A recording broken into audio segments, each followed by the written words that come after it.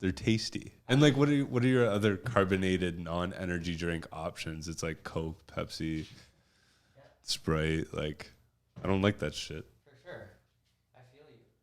I really like Monster. I think it's from hanging out with Varga this winter, like sledding and shit. Well, it's like Always had a pack on them. It's so nice. well, there's this massive stigma around them. It's just like energy drinks that are gonna fucking shrivel your balls up and whatnot. It's just like, no, they're tasty. Totally. I love the mango one. Dude, same. I love the mango. Is that a sugar-free one or the mango one? Yeah. That's the only thing I don't like about that one. I wish. What, the sugar-free? Yeah. It's gooder for you. It is probably. I'm sure it is. I just nothing. It's like Coke. Like, I don't know about you, but like Diet Coke just doesn't hit for me the same as like a regular crispy Coke that you can crack the top, drink half of it, let out the biggest burp of your life, and feel like euphoria. Exactly. Yeah. Can't beat that. I mean, it's hard to beat. Some people do like diet more than non-diet probably, but well, it's like, I don't know, maybe twice a year I'll get that Coke craving. I just want like a cool Coke. oh, dude. Absolutely. I fucking love it. Yeah. Just hits. I wish it wasn't the worst thing for you because I would drink it all the time. Yeah. Well, people still do. Yeah, one thing that I've been noticing a lot after starting this podcast,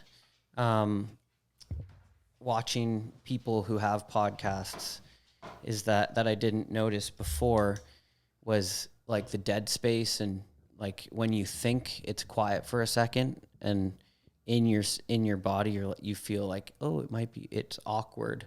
You kind of like go to, oh, it's quiet, it's awkward. Listeners are wondering, what's that quiet space? But if you listen to a lot of the big podcasters, there's tons of dead space. They're like really good at not getting awkward when it's just when it's quiet. They just like take a deep breath and yeah. And as a listener, it doesn't feel awkward either.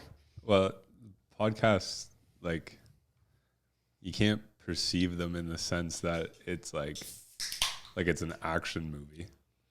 Like, you got to perceive it in the sense that it's going to be the exact same as a regular conversation, just like you and I had this morning. There was dead space. But I wasn't like, oh, fuck, Mike, this is awkward. Let's talk about something. Like, yeah.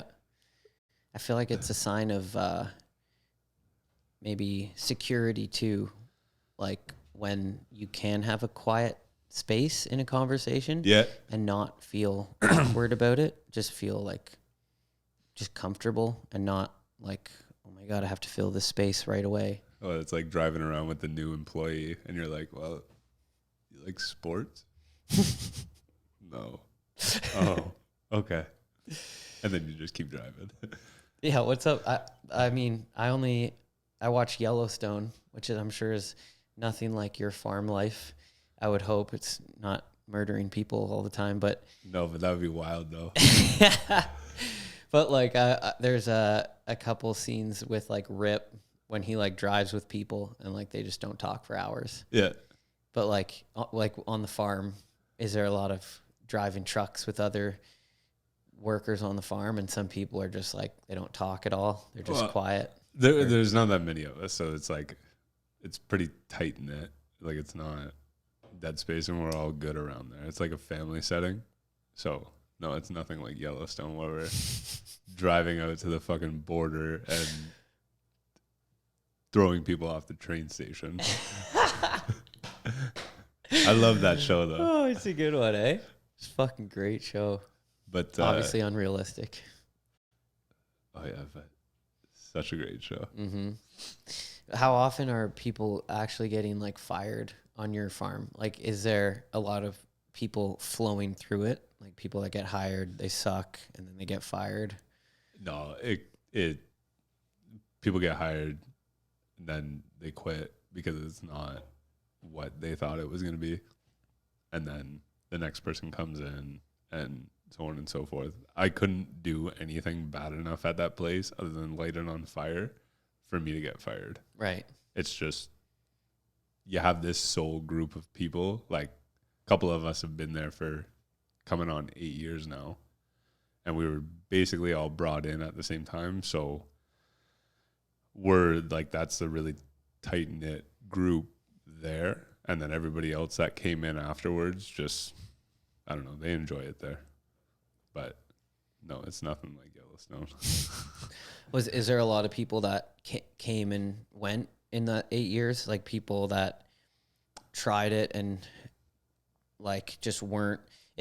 I would assume a big part of being someone that's been there for 8 years is someone that everyone can rely on fully. Like I'm guessing, like I'm sure you're the kind of guy that anytime someone needs a hand, like you're there to help. And I'm sure everyone in the crew is like just all around good people and super aware of when people need help. And is that kind of that's the way that it is. Like if you see somebody struggling or you see somebody doing something that you could assist in, then you go do it. Mm-hmm. It's just like, that's just essentially what being a good human is. Right. Is being able to jump in on something that you may not know the most about, but still being able to give a helping hand. Mm-hmm. But yeah, we're all pretty close there. But you must be the guy, like you, at this point, you probably have done everything, right? Like anything, like if there's new guys and they need a hand, like I'm sure you know pretty much how to do pretty much everything. Yeah. Yeah, I've done a lot of shit there. Did you work on a farm before the 8 years? Or? I worked in a cheese factory. Wow. That's why you make your own cheese. Dude, it was it was the shit. Really? Oh yeah. So basically the best part of that job was when you were doing shredded Tex-Mex cheese, and the shredded cheese would go up this conveyor belt, and after it got mixed in with all the Tex-Mex flavoring, and at the back of this conveyor belt, everything's like sanitary, so it's not gross. But at the back of this conveyor belt was little cheese balls that just kept rolling and rolling and never went up the belt. And they were full of Tex-Mex seasoning. Damn. You grab a couple of those. That was the best part of that job. Just snacking on cheese like a giant rat at the factory. The little Tex-Mex cheese balls, they were great. That's sick. Yeah, that was a fun job, other than like you literally look like a bunch of lab rats in white coats walking around for 8 hours. You're only allowed to see outside for 10 minutes within that. Whoa. That's a random job. Like how do you start working at a cheese factory? My grandma used to work at that cheese factory for her whole life. Really? And yeah, it was just like it was an owner that was just really good to his employees, and that's kind of how I found that part. Mm. But then the company got bought out, and then it became more of like a factory setting, and then less like family oriented, kind of like tight knit. And then like going to the farm, Cole, he used to work at the farm, and shout out to Cole Rams there. Yeah, if I said his last name correctly there. Just call it Cole Ram. Done. He likes that. But he used to work there, and then they needed help at the busy season. So I went in there on contract, helped out. After that season was done, I got let go because of being on contract. Then I went out and did concrete work for a bit, which was fun. I enjoyed that. And then Cole and I were actually supposed to be biking on my birthday when I was 18, and he wasn't around, and I was just like, hey, what's going on? He said, man, I'm stuck at work. I got all this shit to do. Like, I don't think I'll be able to make it tonight. And I was just like, okay, well, do you need a hand? So I went back there, not even working at this place, helped Cole out, I got asked to come back the next day, and then I got put back on payroll 2 days after, and I've been there for 8 years. No way. Wild. It's fun. That's cool. Where does Cole work now? Is he at the main farm? No, he lives down in Windsor. Really? With the homie. Which homie? Eric Favit. Oh, right. And yeah, did I tell you, I met him. We'll talk more about Eric that Favit? later. Yeah. Like just randomly met him? Last January. January. Maybe he told me that. We've hung out a couple times since then. That was the first time I ever met him, and I knew his name from the get-go when I picked up a bike, and I've never met him up until last January. I guess out your way too, like Windsor is probably one of the local cities. Maybe a little more. 2 hours to get down there. It's just as far to go see Cole as it is to come see you. Whoa. Except there's more kilometers involved down to Windsor because it's a straight shot. Up here, there's lots of highways to get up here, but you know what I'm saying. Where you live is the weirdest place for, like, the distance from everything seems, it almost seems like a triangle, and you're on like the point of it, where everything just seems like it's the same distance. Yeah. But like there's so many places. You're kind of central compared to like here and Windsor, but you're not. Like, so like, well, you kind of are, but the thing is like the beach is 20 minutes away, like I said earlier. Lake Huron or Erie. Oh, okay. But that's it. Like I go 3 hours to come visit you. There's so much up here, but if I drive 20 minutes the other way, I hit water. There's nothing down there. But you drive 3 hours down my way, you get to see so much shit.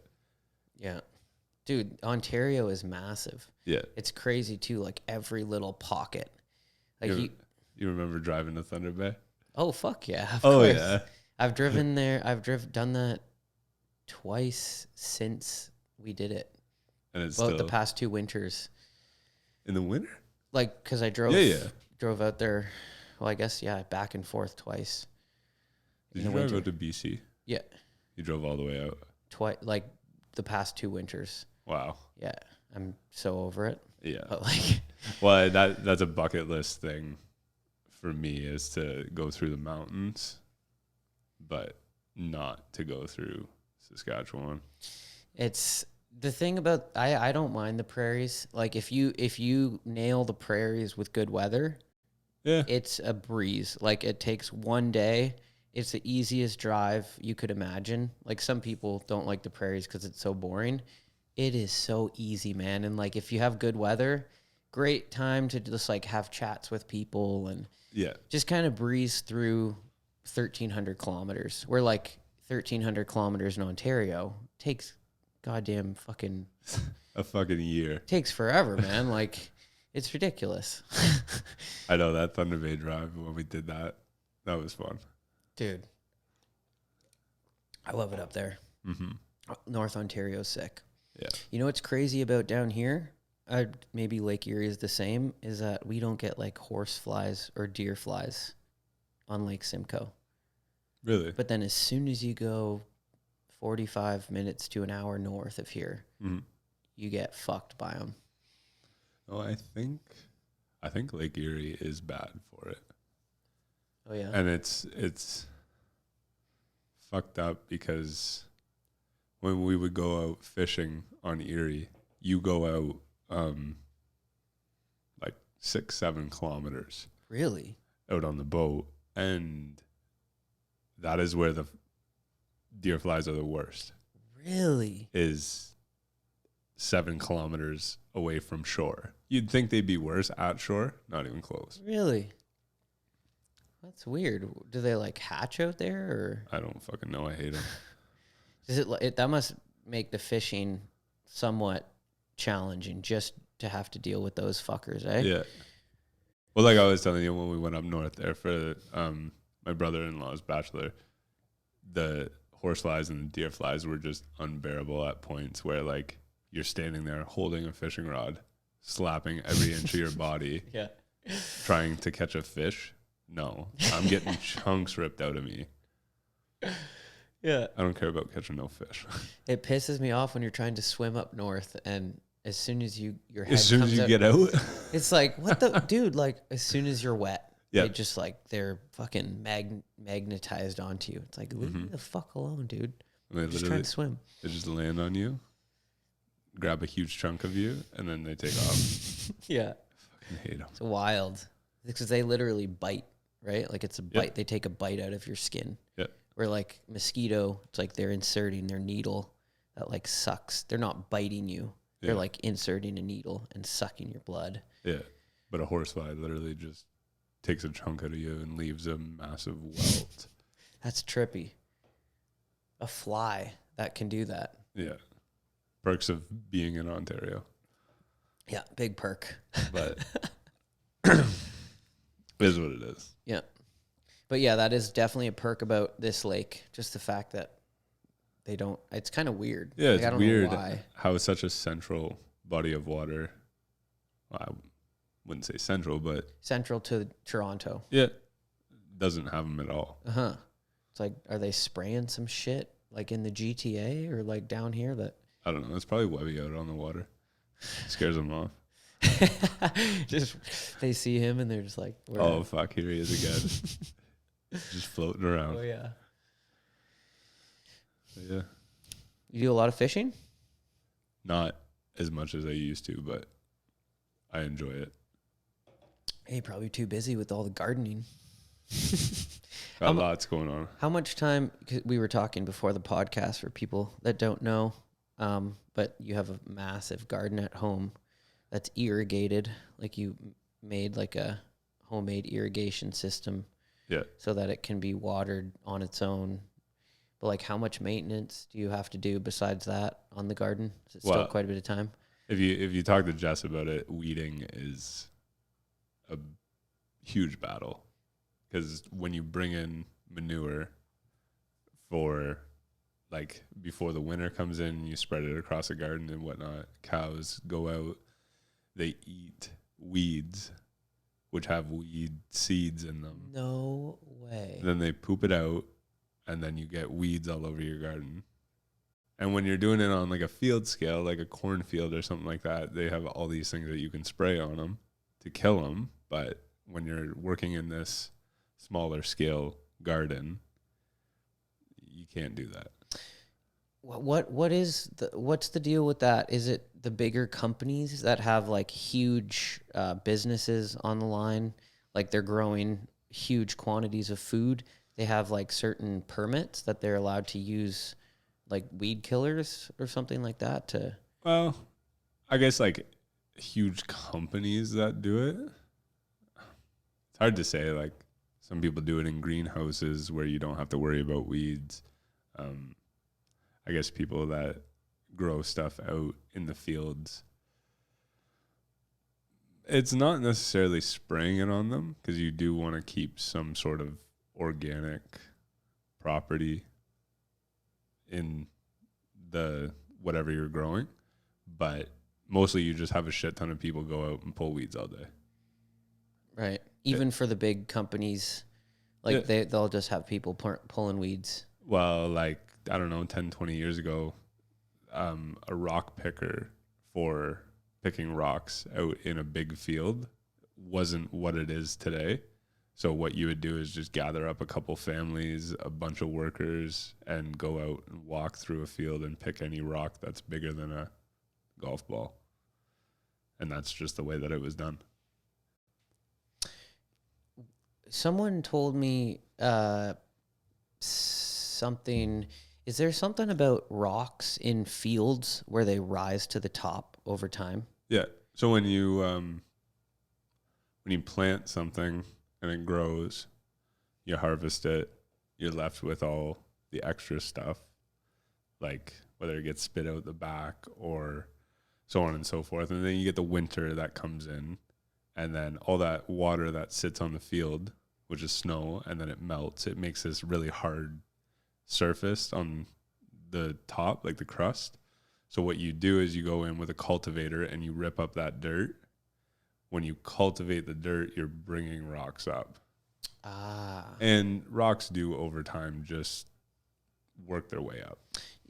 I think the guy that told me about that, I think he said there was some sort of, is it like almond in a nut jar or some expression about it where like if some guy back in the day did some sort of test where I could be wrong on this. It's probably a different analogy, but like I think it's like if you have like almonds, which are bigger than peanuts in a nut jar, eventually if you like shake it or whatever, those big almonds will rise to the top and all the smaller nuts will fall down. And it's kind of the same idea with like a field and big rocks coming to the top, or kind of the same, but it's kind of hard to shake a field.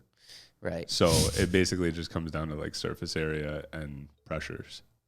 So like you get a bunch of water from the winter that goes down, you're going to build pressure up underneath, and then the rock will, I don't know, it might move a centimeter. Right. But they don't actually just like float to the top. Right. It takes years and years and years.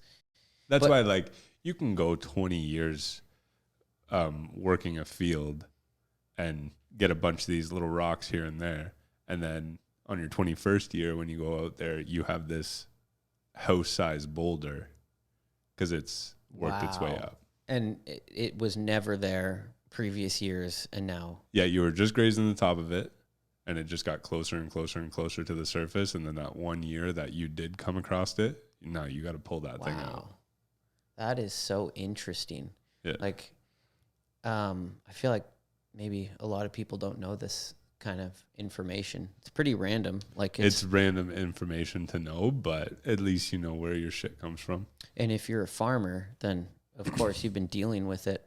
Like a lot of people have rock walls on their properties or somewhere around their fields. And I think I heard that like it was because farmers used to pick the rocks out of the fields, and then some of them were just like, oh, let's just build a fence, or let's just build a wall with these rocks, or we got to do something with them. But all those rock walls are just a collection of all the rocks that they basically just collected from the field. Because what else do you do with them? Do you just dump the rocks back into the field? Like, you got nowhere else to put them. You might as well use the free material to make something out of. It's just like a fireplace. Like if you get a little bit of mortar together and take all these rocks, then you can build a fireplace out of it. It's just like those houses that you see with like, it's like rock and mortar. Oh yeah. Exterior. Like it looks kind of cool, but yeah, it's free material. Crazy. Like farmers back in the day. Yeah. They're just like, they took all those rocks and just built a house with them. Yeah. So cool. Like just the idea of taking a material and utilizing it for building purposes that literally just came out of the ground. Right. Where like I think you would just assume, oh, a tree. You know, you harvest a tree on your property, you make boards and logs, but like to take rocks from your property and make something out of that, it's pretty neat. Yeah, if you had enough rocks to make a stone wall out front, cool. Yeah. People pay big money for rocks too. Big money. Big money. It's crazy. Big money in rocks. Well, it's like gravel pits and whatnot. Like if you have the ability to crush those rocks too, then even more money. Totally. Owning a gravel pit is like a gold mine. Dude, it's wild too. Like if you have a big property there, I mean, I'm sure you can't do it everywhere, but it seems like a lot of people just start digging in one zone. And like there's a couple businesses around here, like aggregate companies, and it's just like a family that owns like 100 acres or whatever, and they just started digging a hole there and like, you know, putting the sand in one pile, dispersing the rocks in the other, and all of a sudden now they're this massive company, that an aggregate company, and they get all their stuff just from their land, and they're allowed to just dig it up and sell it. Like unbelievable. Well, it's just like if you were a farmer and you went out and bought a field, 100-acre field, and you went out and you had to rock pick this thing to make it a plantable field for weeks and weeks and weeks on end, it's more profitable to take the rocks and make money from that than it is to plant something and make money from that. Like if you're a farmer, then you'll do what it takes. But if you're in a field that is literally all gravel, open up a gravel pit. Right. Get somebody in here that will drill down into the dirt, and they will tell you like, yeah, you've got probably like 400 feet of gravel here. Ah, I see. Like somewhere where the farmer would not be able to do anything with that field. It doesn't make sense to just keep picking rocks and picking rocks and picking rocks when you can just open it up into a pit and use those rocks. Right. Yeah. That seems like a cool business. I'm not saying most gravel pits came from farmers finding out that their field is full of gravel, but there's probably a lot of them out there. I bet there's a lot of them that have the dual business where they have some fields and then maybe one section was good for aggregates and they just started digging down in there. And especially the fact that the machines would cross over. Maybe some of the machines from a farm would be similar, or maybe some of them. Like when people, there's some people that come into my work and deliver beans at harvest that they bring them in a dump truck. There's a regular old dump truck that you'd use for gravel, and that's how they truck beans around. Yeah, so for people that don't know, the farm that you work at is a soybean farm, right? We don't actually grow the soybeans, but we will. We make seeds and food grade soybeans to export to overseas countries and whatnot. What do you mean you don't grow them? Like we don't actually own, like we don't run equipment that goes out into the field, plants it and harvest it and whatnot. Like our end of things is literally to process the beans after they come off the field. Really? Yeah. Oh, I thought you had a part in the process of planting it. No, like there's certain things that we plant. Like there's things called plots where you take all your varieties that you have as a company, maybe not all of them, but maybe 8 of them, and you plant them side by side in a field and see how one does compared to the other. And that part of planting, yeah, I guess you could say that I have a hand in it, but do I actually go out and plant a full field in a day? No. As in like test plots where you basically are testing different methods of growing and... Yeah, you're testing different soybeans in different areas of Ontario, I guess. Oh, okay. At least for what we're doing here in Ontario. You have, not to get too far into it, but like... Go in. Let's do it.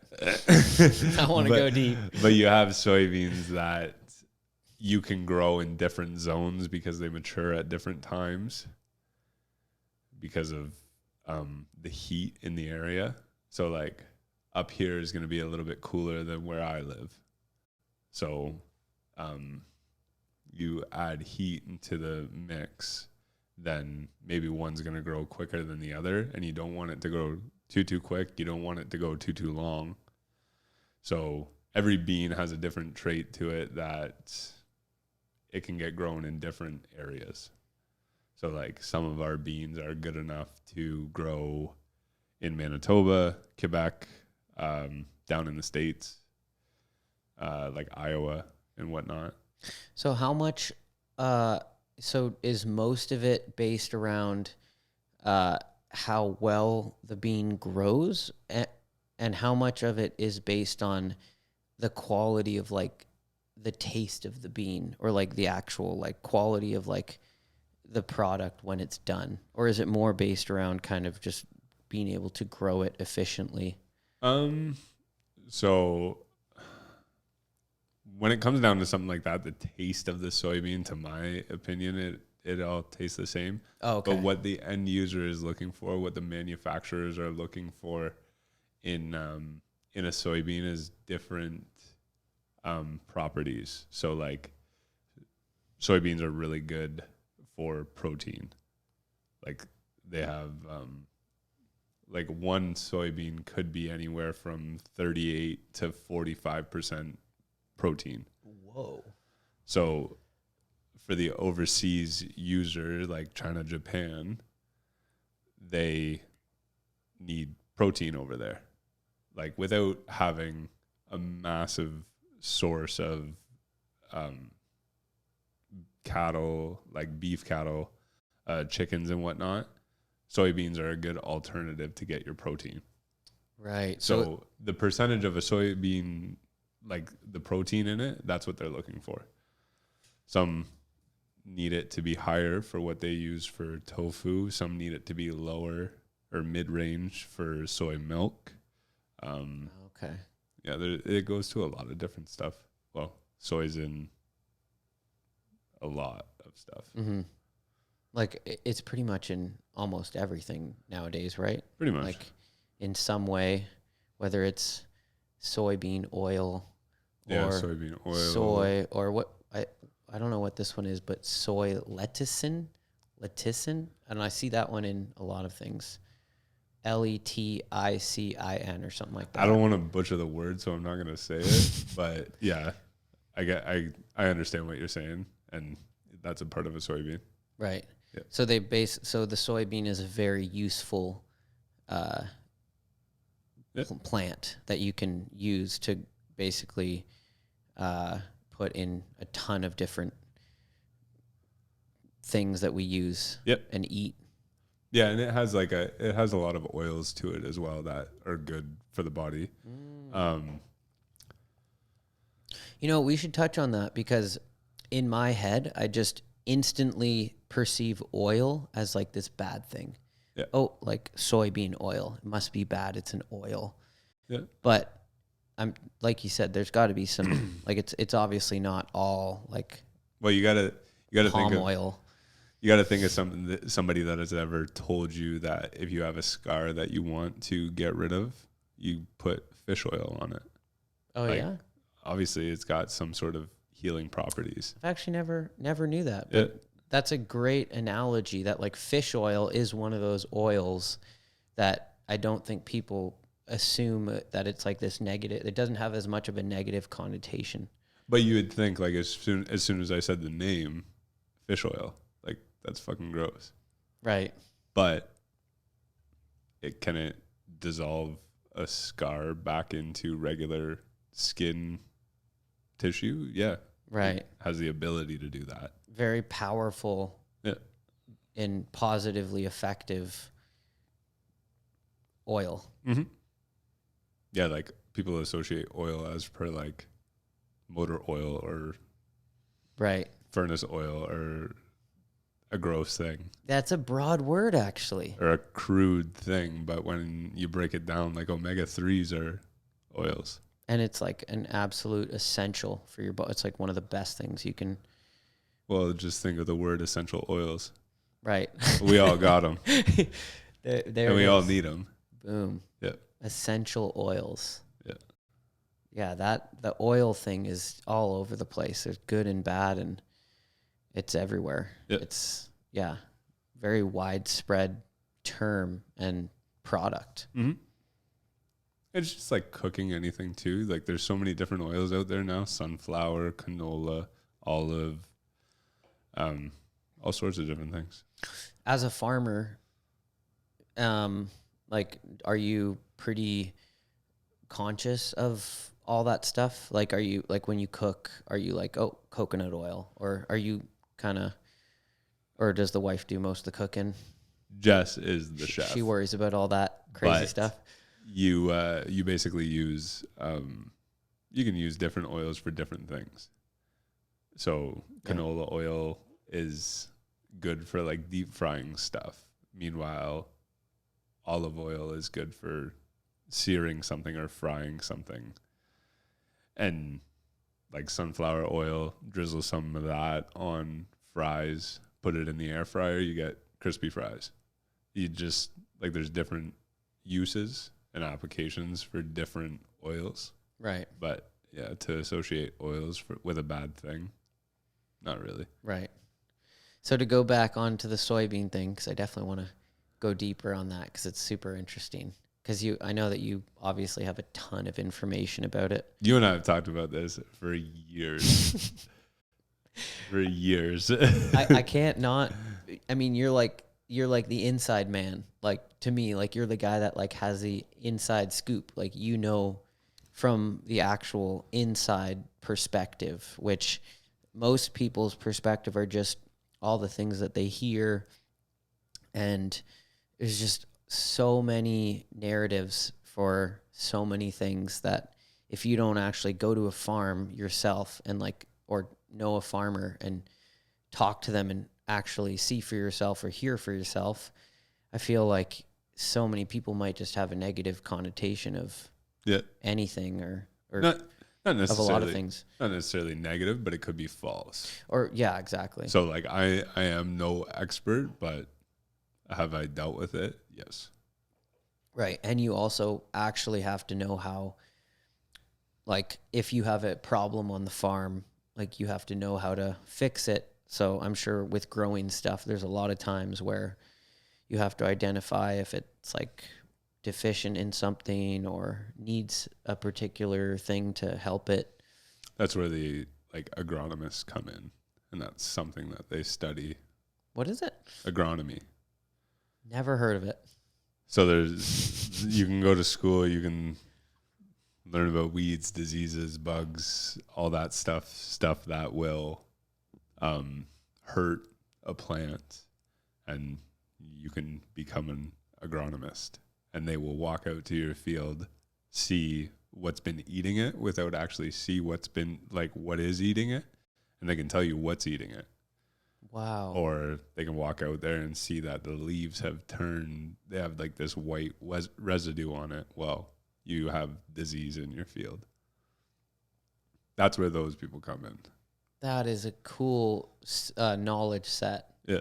To have that knowledge. It's very powerful. Like when it comes to our garden at home, Jess can identify almost every single bug and every single bite mark that is in that garden. And does she know that just from doing, like, growing year after year and just developing more and more knowledge on it? And yeah, she's been in this industry for like a long time, and she knows a lot about it. She's been in farming for longer than you have? Yep. How did you, and you guys met on the farm that you both work at? Yeah. So did she work there first? No, I did. Okay. She's been there for 3 years, I think. But she used to sell chemicals for crops when she worked in Alberta.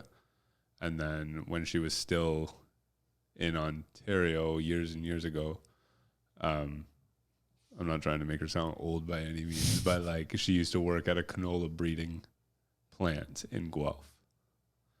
So you would take two different canola plants, cross them, make one that has properties of both those plants. Okay, so big, like, scientific. So that's when you get into the genetic side of things too. So you can take a soybean that is really good at standing in a plant, like out in the field. Like if it's windy out, it'll stand up straight. It won't get blown over. And you can take a soybean that has really good protein, put them together, and now you have a soybean that has really good protein. Wow. And it stands in the field. But that's just scratching the surface. Like there's soybeans out there that have been modified in the sense that they are resistant to certain diseases and certain bugs. Couple that with a soybean that has a good protein percentage, then you have like a really good plant to grow. And they've been doing that for years. 100 years, or like is it pretty new? It's excelled quite a bit recently, but yeah, I wouldn't say it's a new thing. That's wild. So basically, you got to think of how far we've actually come from the 1900 or 1923 compared to 2023. Like it's blown up. And then you take anything pre 1923. There wasn't like technology like we have today. Right. Like you probably wouldn't have been able to done monocrop agriculture that's the term, right? Like, or yeah, like if you're doing big monocrop agriculture is like where they do big field, like take a big field and plant a bunch of stuff in it. Is that what that means basically? Well, they would, but it would basically just be done by horse. Right. Like they didn't have, Well, there was tractors back then too, but like before the tractors, like did they grow crops Yep. in one big field, or was it more kind of wild where everyone had their own little crops? well, that's just kind of like a garden. Like Yeah. you take this small piece of land and you don't plant the same thing in one spot. Mm. Like you plant different things all over the place, and that's where you get your garden. That's what they used to do way back when, is that you could do rye, you could do barley, wheat, corn, soybeans. You can do it all in the same field. But now that we have the equipment to go out and plant, I don't know, maybe 700-800 acres in one day, you can do that. Of one particular, like a soybean, for example. You can do 800 in a day if you wanted to. That's fucked. And if you had big enough equipment and enough hours in a day to do it, you'd probably reach that. how much yield do you get from that? Like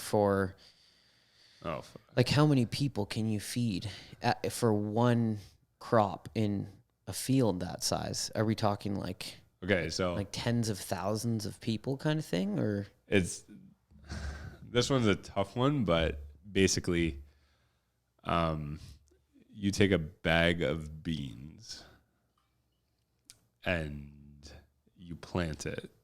A bag of beans weighs, let's call it 22 kilograms.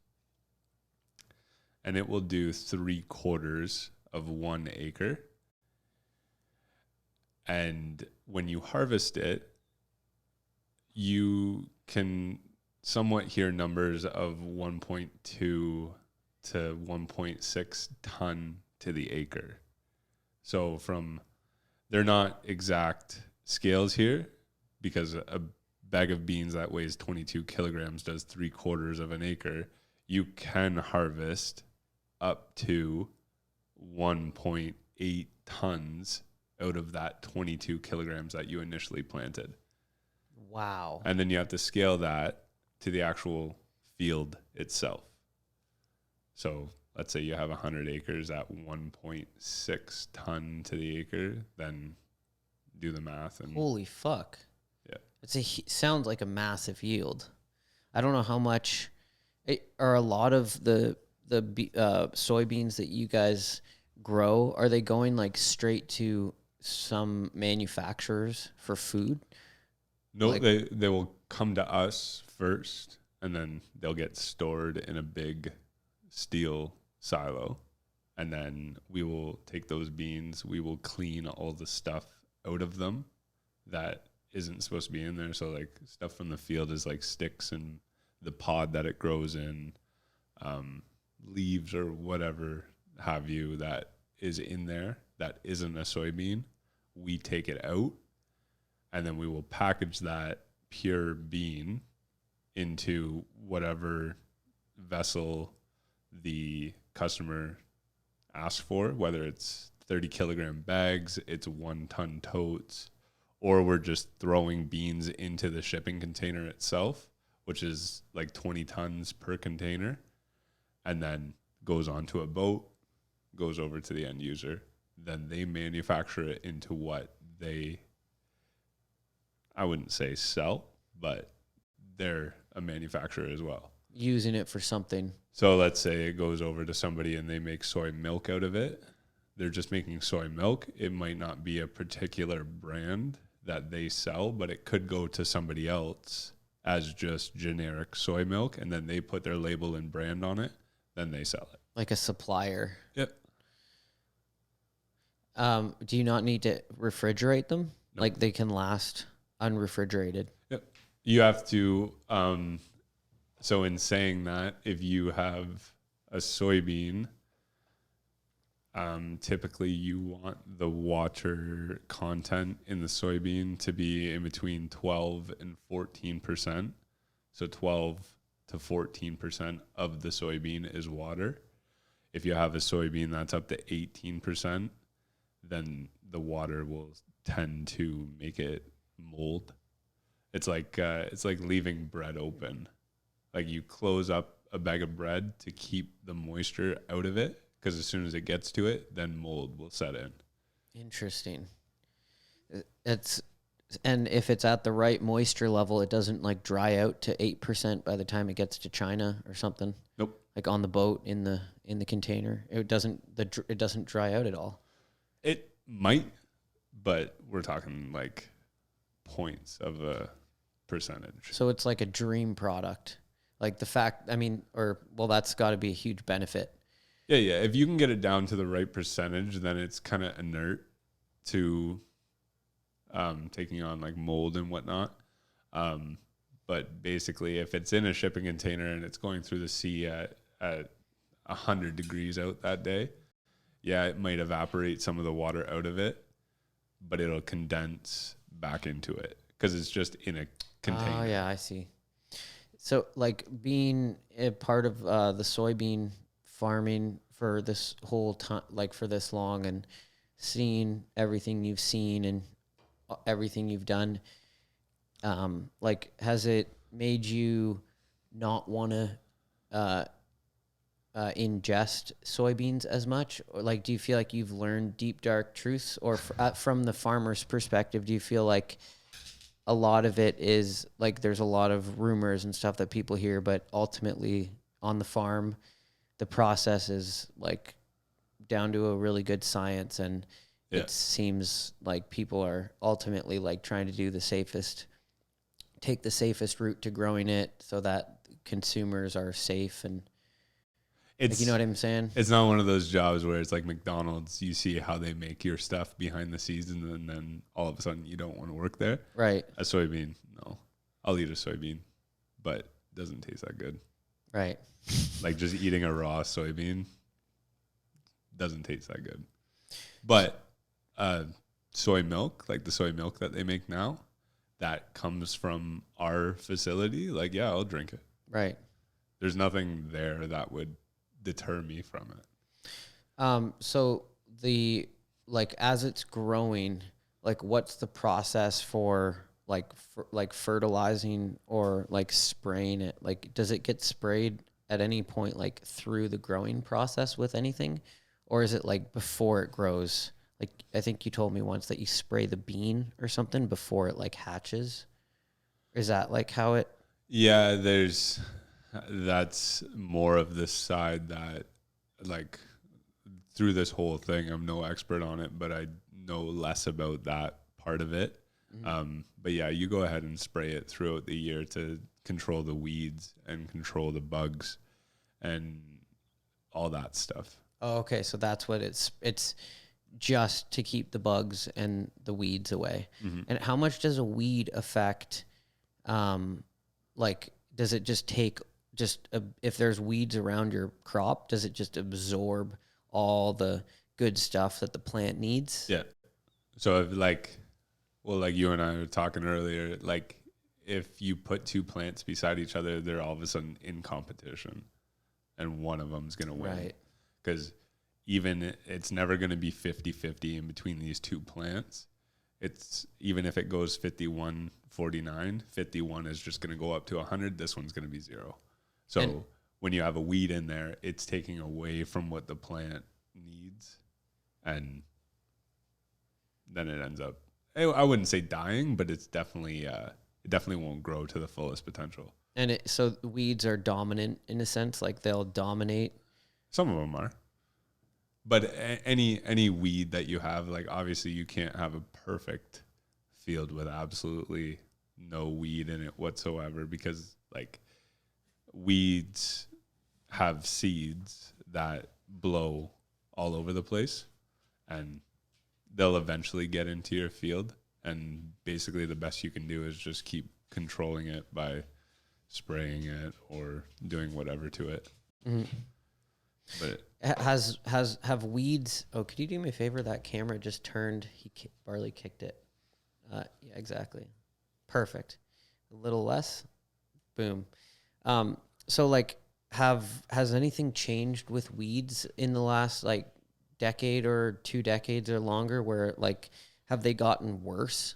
Like, have weeds become like more resilient over time to crops, where like farmers have to do more to like battle against them, That's kind of thing? that's a good question, and I don't really know how to answer it because the more we develop to control weeds, the more it will adapt to it. So I don't know what the truth is behind it, but yeah, I guess you could say that the more you try to control it, the more resilient it's going to be to what you're doing to it. So it's like, Right. But it's like you can't pick all the weeds. Like you would never be able to keep up with that on like 100 acre field, let alone a 700 acre field, right? Like yeah, if you had like 100 people, like that would still take them. It'd be it wouldn't be sustainable, right? Like no, it's impossible. there's no way that you can completely get all of them, but you can definitely suppress them Right. from being this massive weed sticking out of the middle of your field. Like you were saying, your garden at your place, probably bigger than most people's home garden, but like Jess, like how much time she probably spends an hour a day picking weeds. Like there's that many weeds just on a tiny, I don't know how much time she spends, but like She fucking hates it. like it like just from my place, like the amount of weeds the amount of time I spend picking weeds without even a garden, just from like the driveway or Yeah. the fire pit, like it takes so much time. And at this time of year, like you wait 5 days, it's like they're all back. Yeah, It's exactly. like it's an unwinnable battle. They're just Yeah.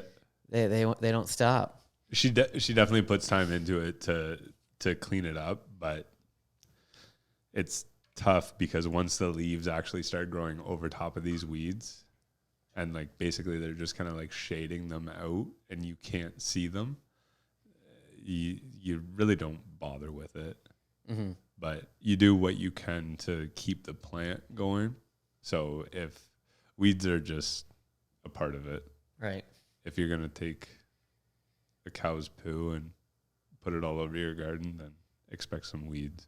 Oh yeah, that was another thing you told me earlier, that the way that a lot of weeds get dispersed is that the cow eats the grass and the weeds, and then it shits out the seeds that it ate of the weeds, and then when they disperse that manure over a field to fertilize, then the seeds were in the manure, and then those weeds grow in that field. That is mind blowing. Yeah, it's kind of like a circle of life thing, right? Like basically if a cow were to eat this one spot of grass or weeds, let's say, it would eat it. It would digest it. Seeds are somewhat robust, so they might not break down. Poops it out back onto this one spot. Those weeds will grow again, and then he'll eat them up and do the same thing all over again. Basically, you're just picking a weed, but you're putting it through a cow and then putting it back in. That's so wild. So crazy. It's quite the process. Now, I might not be 100% on that, but I'm pretty sure that's exactly what's happening to our garden right now. So fertilizing with manure too, is manure pretty much like the main fertilizer for crops? Like using I don't know what's main and what's not. The people that farm land with dairy cow operations or beef cattle operations on the side, they're going to have the accessibility to have a bunch of manure to put on these fields. Right. But for the guy that is just going out and planting fields, he doesn't have that accessibility unless he buys it from somebody. So you guys buy it from like a neighboring farmer or something? Yeah. There's a guy that we know that we will go out with a trailer and we'll load up some manure, take it back to our house, spread it all around in the fall, and then over the winter it'll get piled on by snow, and then when it melts, it takes those nutrients and kind of sinks them down into the dirt itself. And then after that, we go ahead and cultivate it all in, and then plant. How cool is that some guy's making money off cow shit? But the fact that cow shit is one of the main things that's growing all the food that we eat is fucking crazy, right? Like it's pretty much gold to some people, and it's gold to everyone if we had to grow our own food. That's true. But it's gold to the people that grow the food for all of us. Yeah. So it's like we don't even know it's gold. Or most people that shop at the grocery store have no idea that manure is like the golden ingredient. Oh, it's true. Like that's wild. It gets... I'm not saying everything uses it, and I'm not saying that things aren't artificial anymore and whatnot. But yeah, if you're growing your garden and you have some poo, throw it out there. And some will grow. There it is. So I guess another thing to talk on when we do, actually what probably added to the weeds in the garden, now that I think about it, at work, we take all the light stuff that comes off the soybeans. So the soybeans actually have like a little coat around them. It's called a seed coat. And it'll break off sometimes, which isn't a big deal. But it turns into a light, fluffy thing. Like it's paper thin. And it'll turn into a light, fluffy thing. We don't want that in the final product, so we get rid of it. We will actually take it across the road to a place where we can dump it, and it will break down over time because it is organic matter. It will break down, and it will, just like the trees, like it'll break down into dirt. And what I said about the protein in a soybean, this stuff that breaks down is still holding its nutrients. So basically, I don't know if it's completely correct, but as it breaks down and turns into topsoil, it would be protein and oil rich topsoil. So we took that one year and spread it on our garden. But the other thing about that is weed seeds are little tiny things that are also very light that get pulled off with that. So these weed seeds, they don't break down. So when we spread that stuff all over our garden 2 years ago, that could be where the weeds are coming from now. But like you gotta outweigh your options. Do you want really fertile, healthy plants as long as you can control the weeds? Or do you just want, you're always going to have weeds, but do you just want to have a minimal amount with minimal sized plants? Right. So the weeds are coming no matter what. You gotta. It's just like dirty laundry. Right. If you're gonna put clothes on, they're gonna get dirty. You're gonna have to wash them. If you're gonna plant something in an open patch of dirt, a weed's gonna grow. You're gonna have to pick it. So for a garden at your house, like the method that you and Jess would use is like hand picking. Like you guys go through the work of like going out there yourselves and like picking every weed by hand. But like if you own, like if you have a huge farming operation, like you gotta spray it. Yeah. And do you spray it with like weed killer? Actually, like online anymore, like people have come up with so much natural stuff that you can put on it. I don't know. I really can't think of anything right now that we could go out and spray on the weeds. Don't worry. I'm not trying to like corner you. I think it's important to ask some of these questions because there's some stigma behind some of them too. And I feel like a lot of the time the people that actually are on these farms can kind of debunk them. You know what I mean? Yeah. Or maybe not. Well, I don't know. To a certain degree, like I'm going to have a different opinion than the next guy. So what you're bringing up is the genetically modified part of it. So what I told you earlier in this conversation is the fact that you can take plant A and plant B and make a really healthy, hardy plant C. That goes on everywhere. like the eggs that you eat are the size that they are nowadays because of special breeding. Right. The beef that you eat, you may have got 100 pounds from a cow 50 years ago. Now you're going to get 200 because it's been modified in that sense. You take a soybean back in the 1900s where I'm talking about these 1.2 ton yields. No, back in the day, you might get your bag back. Wow. From what you planted. But since it's been modified in the sense that it is now more profitable, so the main thing that I said at the start, my opinion compared to somebody else, everything's been modified. Right. Why grow a bean to get one bean when you can grow a bean to get 100 beans? You have to modify it. And also in 2023, it basically forces farmers to maximize their yields because everything's so expensive that just to pay the bills, well, like people have to do whatever they can. Way back in the day, you could have been okay with harvesting maybe 100 kilograms of it, because how many mouths do you have to feed? Right. But look at us now. There's 8 billion of them. Mm-hmm. So you have to modify it to a certain degree to feed 8 billion people. Right. And the farm itself, like one giant farm, like they might have a quota of like however many tons. And if they don't meet that quota, like they have their client and they have to get that quota for their client, or else the client will look somewhere else. And all those pressures, I think, are kind of what drive just certain things to happen. Yeah. So to expand on that, genetically modified things are all around us and whatnot. But the hardship that people have on that is like the ability to spray toxic things on them. It kind of is what it is type deal. Like a genetically modified soybean that you're able to spray Roundup on, most of the time you're not going to eat it.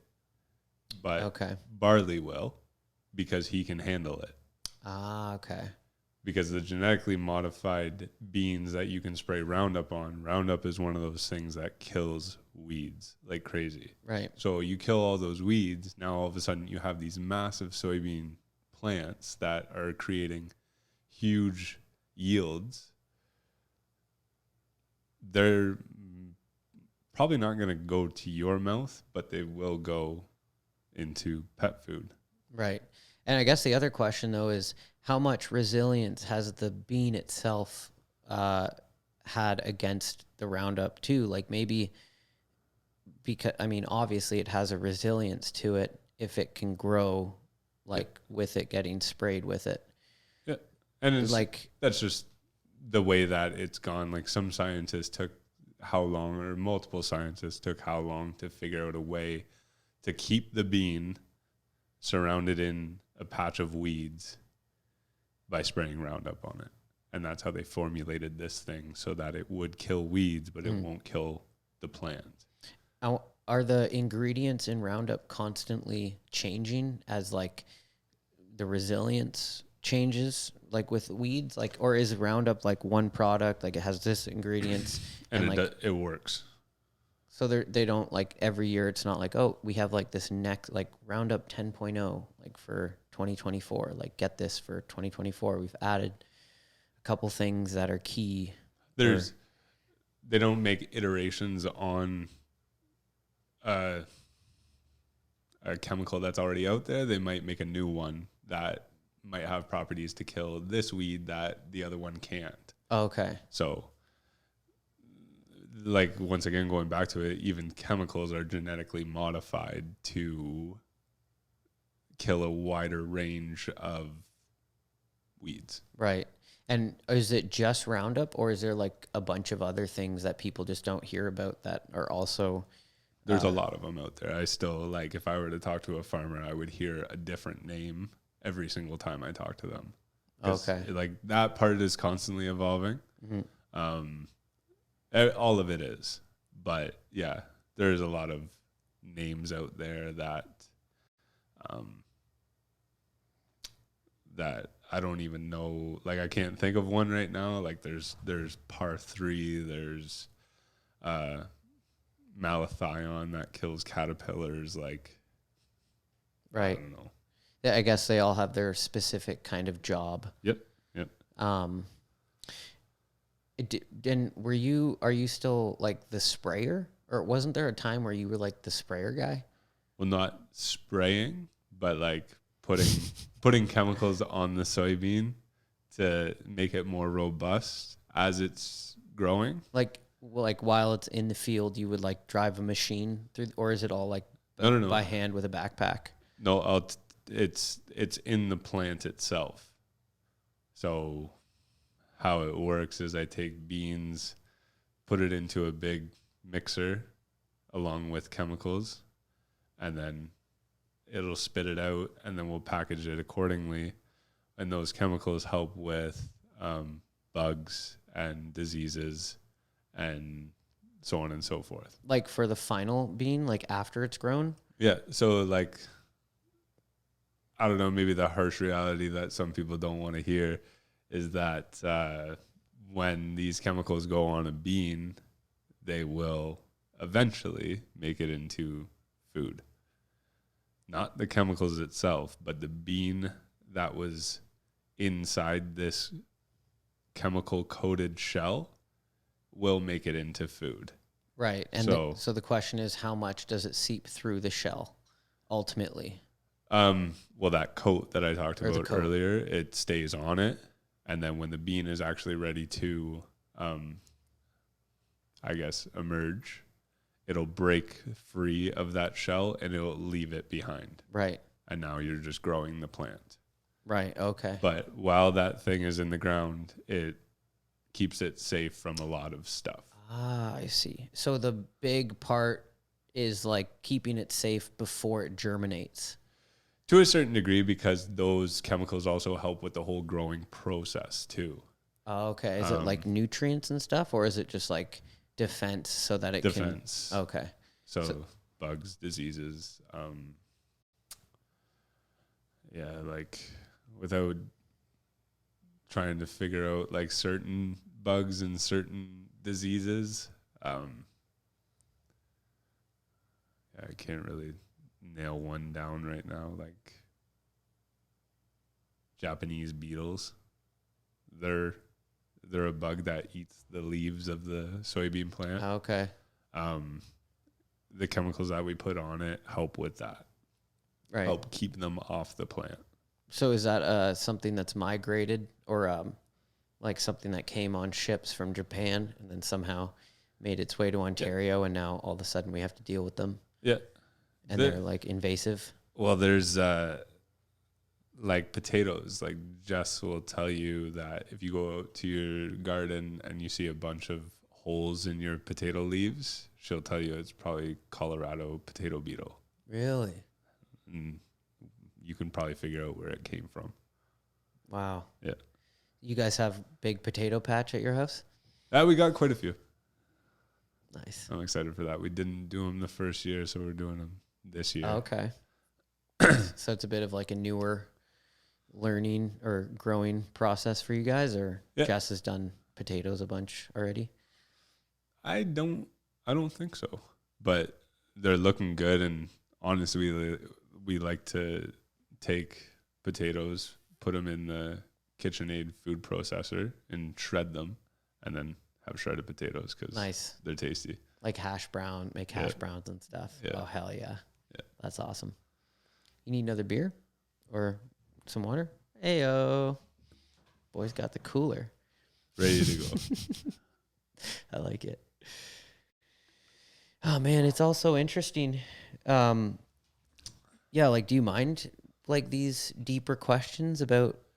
I don't mind them whatsoever if they're ones I can like fully answer. And like I will say, like, no, I don't have an idea about that. But if I have a slight idea, maybe of something that I heard 5 years ago, then I'll say it, but it might not be accurate. Right. But for the most part, I think we've been pretty spot on so far. Yeah, it's good information, man. Really. It's just like you said, like there's, you can drive past hundreds and hundreds and hundreds of fields in your lifetime and not know what the story is behind that. Mm-hmm. Yeah, exactly. It's out of sight. Well, in sight, out of mind. Yeah, it just looks like a big old green patch of corn. But how did that corn go from what it was to what it is now? So, like, in saying that, for your whole modification thing, corn plants used to only grow with one cob on them. Whoa. Now they grow with two.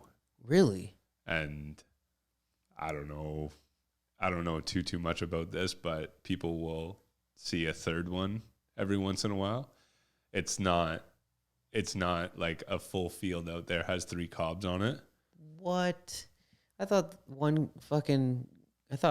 corn plant had like 5 or 10 cobs. No.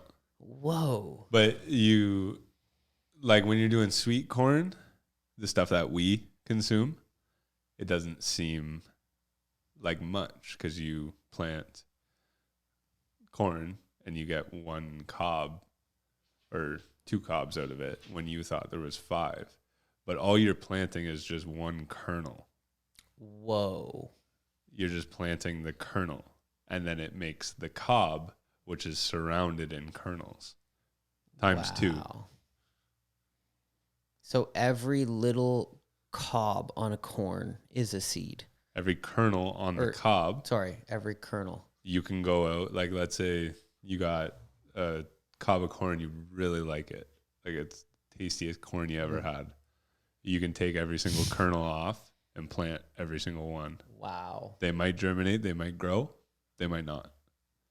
But let's say it was the super special cob of corn that you really liked and you only had 1. And you took 5 kernels and planted them and you got 2 cobs per plant. Out of 5 plants, you'd have 10 cobs. And then just keep doubling that.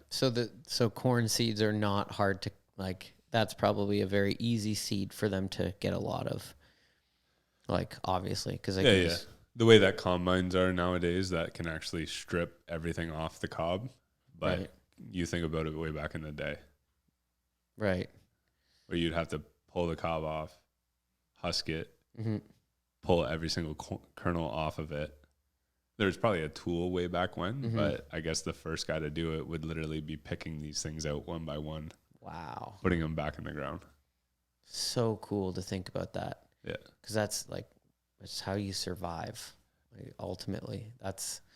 So if you thought that there was 5 cobs per plant because you plant 1 cob, that's not the case. It's 1 kernel becoming a full cob with, I couldn't even tell you how many kernels. Anybody that's seen a cob of corn would tell you there's a lot of kernels on there. You could probably plant a field with all those kernels. I listened to a crazy podcast recently, and this guy was talking about Roundup corn, and he said, I think it's like 80% of the corn species now are like, basically they can spray Roundup like directly on the corn, and like it doesn't kill them. Like it kills the weeds and the bugs. Yep. But like the corn can survive it. Do they spray right onto it? Like, is it like, how does that work? Is it throughout the growing process every like couple weeks? Like they spray it if it gets a lot of bugs, or? So you know those things that are driving down the road that you think you can drive underneath?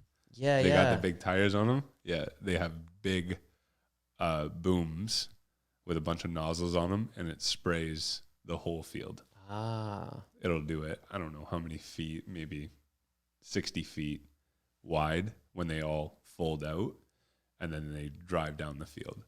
So if you go look at a field of wheat right now, like the golden brown stuff right now, you'll see little tire tracks in there. That's where the sprayer has been. And how do they gauge that? Is it like when they examine it and say, oh, there's too many bugs and weeds, like we gotta do another spray? You select the right chemical at the right rate, and there's a whole process towards figuring that stuff out. But yeah, you go out there, you make the call on whether you're going to do something or whether you're not going to do something. It's always better to do something to get more yield in your harvest. So most of the time people will go out there and spray it. But just to bring in another thing that we should touch on, there is organic out there. Organic Roundup? Well, there's organic as is. You basically... Oh, okay. You don't spray it with anything. You can spray it, but it's organic. Like, it's all organic. So with our garden, we plant the seeds and we don't really put much on it. There's some problem places that we had last year that we did put stuff on it, but like we're the end user, so we know what's going on with it. But yeah, a lot of it was organic. And you don't have to worry about yield because it's just you're feeding you guys, so it's like... No, I'm not looking for 30 zucchinis off one plant. I would fucking hate that. Yeah. But like if I get a couple, cool. Yeah. But if you were gardening to make a living, now like it's a whole different thing because and like even just to spray, like for farmers, anytime they spray, like that whole process is coming out of their margin. Like there's the margin of like the sale of the bean, and now like part of that expense is going to be like getting that machine, getting those chemicals, and driving around and spraying the whole field. Like that's got to be a huge cut. Yeah. Like a huge amount of money to do that. Yeah. And so, there's certain instances too where it's a lot more difficult to drive something into the field. So then you got to call the guy with the helicopter. Whoa. And he'll come out and spray it. And that's a lot more money than just driving out there, spraying it, and driving out of the field. That blows my mind that there's any margin to like get a helicopter. Yeah. Like that just seems like it would be so unrealistic. But I guess if your whole crop dies or if you get like a shitty yield, well, how much money are you losing there? Yeah. Way more. I don't know enough about it to know what would bring a helicopter in compared to just driving out there with a sprayer. But yeah, I've seen him many of times before. Mm-hmm. It's pretty cool because he has a enclosed trailer somewhere out in the country, parked on the side of the road somewhere, and then he'll fly his helicopter, land on top of the trailer. There's a guy inside the trailer that hooks up the chemical to the tank, and then he'll take off the trailer again. Whoa. There's a helipad right on top of it. That is cool. Yeah, it was interesting to watch. Imagine that was your business. Like, that would be a cool business. You know, like that's probably some farmer who was like, we need this, and no one's doing it. I think they're actually like probably ex-military because they're about that far away from hydro lines at all times. And like when they spray crops, they're flying that far away from the top of the crop. Really? And they're zooming. Holy shit. So really good pilots, like expert drivers. Crazy pilots. And like they go up in the air and they stall in one position, turn around and come back. Wow. Like it's no big wide swoop back into the field. It's on a dime. Crazy. Yeah, I bet a lot of them, like when they're starting doing that, they probably have to have like a farmer on board to like tell them the spacing and. Yeah, to a certain degree, or whatever's out there that might be sticking up that you can't see or whatever. Like I said, they're really close to hydro lines and treetops all the time. That's wild. Yeah, that's pretty cool. Within feet. But yeah, that'd be a crazy job. That is so crazy. It'd be really cool to do it out in like, I don't know, the States or something like that, or Saskatchewan where there's massive, massive fields and you're just hovering above crops for kilometers, turn around, come back. So what, there's bigger farming operations in the prairies? Like huge. Well, I don't know. It's hard to say why it is the way that it is down in Ontario, like why the field sizes are an average of how many acres. But like you go out to Iowa or middle of the states there, like there's fields that are thousands and thousands of acres, or maybe 1,000 acres or whatever. But in where we are,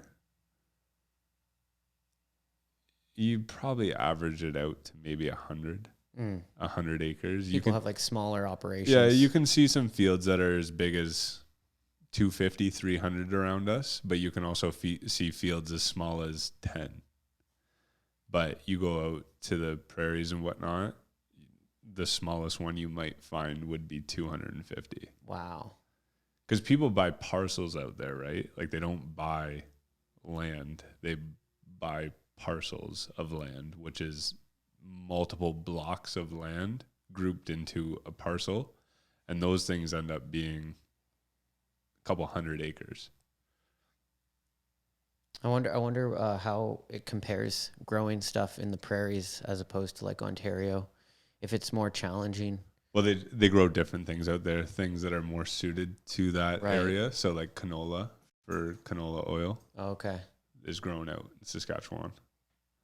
But and that's like something they need massive scale growing, right? Like that's something like canola oil might actually be one of the maybe not as good oils. Yeah. But it's in everything, right? Like, but yeah, those must be huge operations. Yeah. Maybe the same size though as like soybean farms. Yeah, there could be smaller ones. There could be bigger ones. Like the majority of, I don't know, there's just a lot of people in Ontario that grow soybeans. Right. And there's a lot of people in Saskatchewan that grow canola. There's a lot of people in China that grow rice. And I guess you need different size fields for different crops to get whatever the yield is. Like maybe for canola, they need a bigger field to get like a certain yield where I don't know if this is true. Maybe like soybean. It very well could be. Yeah, maybe you need a smaller like space, but you can get like a bigger yield out of that space. But there's like there's different practices for different crops too. Like if you want to grow, oh God, I can't even think of it right now. But like you see the plastic that covers some crops. You ever drove past a field and it's got like black plastic in rows? Okay, maybe. You ever seen that? That's like, oh God, is that like fruit? Can't even think of it. I want to say like pumpkins. I don't know. I don't want to be wrong about it, but yeah, like there's different practices for a lot of different things, like trees as well. Like an apple orchard is completely different than what a field would be. Right. And like there's a lot of weird ones out there too. I was told this a long time ago, but I'm pretty sure the most expensive crop that you can grow is saffron. You know, that the little wispy red things that you can buy in like a jar in the variety store. I'm not the variety store, the grocery store. Not sure. What is it, like a fruit or something? Or I'm pretty sure it takes 3 years to grow, and after you grow it on that piece of land, it takes all the nutrients that it needs in the dirt, and you cannot grow it on there ever again. Wow. What a shitty crop. And I'm pretty sure, it'd be like a couple $1,000s for a pound of it. Holy cow. It better taste really fucking good. Or it better have a really good use. I'm pretty sure it's like Indian dishes and whatnot. Oh, okay. I'm pretty sure that's what it's used for. But I don't know. There's so many weird ones out there that you wouldn't think. That actually might be ideal for a farmer. Actually, no. Because if it takes 3 years, like if it was a 1-year cycle, but you only had to do a small field, and that field could make you more money than like a giant field of some other crop, that'd be kind of nice. But like asparagus, it takes 3 years to get asparagus. So what, the first 2 years, it's just like creating the plant and then it doesn't grow the asparagus and then eventually, Yep. and then the plant stays. Is it what's the word when it, Goes dormant in the winter. yeah, but doesn't die? Yep. What are those plants called? Like just plants that don't die throughout the winter. Yeah, they go dormant. I don't know what the word is for it. I guess you can say they hibernate. I can't remember. Like flowers and stuff that come back. There's a term for it. Anyways. Oh, like a perennial. Yes, but like what's the term for them growing back every year and not dying? Perennial. Oh, yeah, perennial. Exactly. Yeah, Yes, I think that's right. There's Yep. perennial and then there's annual. Annual will last Exactly. for the year. Yes. That's the word. But yeah, it takes 3 years to grow and you have to hand pick it. There is no like, there might be a harvester for it, but for the most part, you have to go out there and you're basically in this big long cart you're sitting there and you pass over the row. And as you're sitting there, you're picking off asparagus off every plant, and there's 10 other people on either side of you rolling Whoa. in the same cart. It's an experience. So what does it get better every year? Like as the base of the plant like thickens and stuff, it gets like better asparagus every year maybe? Yeah, it would. It would basically like be like an apple tree. Like it'll grow up to a certain point, and it'll continue to produce fruit. Mm-hmm. And then, you just harvest the fruit, you leave the tree. Apple orchards are nuts. Like the amount of apples that they can get. Like, I don't know. I mean, obviously they have enough usages to get them to sell them and stuff. But like, I don't even understand how there's that many apples needed. It's wild. There's a lot of uses for apple juice. Well, apple juice itself is a huge market. Right. And then you get into what they're making now, like all the ciders. Like that's a huge market. True. Massive. It's like wineries. Like wineries blew up in the last 5 years. Mm-hmm. Grapes. Like a shit ton of grapes. Right. And apple's like a giant grape. It's like probably easier to make a cider than it would be like a wine, maybe. Could be. But yeah, farming is just this little thing that is actually so huge. It's so weird that normal people aren't put in the loop. Why is this information that I have to dig so deep with a very specific person to get? Wow. It's very strange. I feel like it's such important information. Like, I don't know, maybe not. It's just like anything.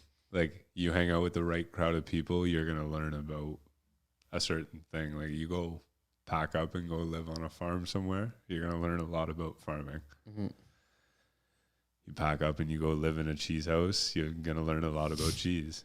You got to do your own research. I think that's the important thing is school systems and a lot of the educational systems in this world they teach you a very specific things, and a lot of them have nothing to do with normal life and what's going to benefit our life and knowledge that we actually need. You don't learn anything about the money system in school.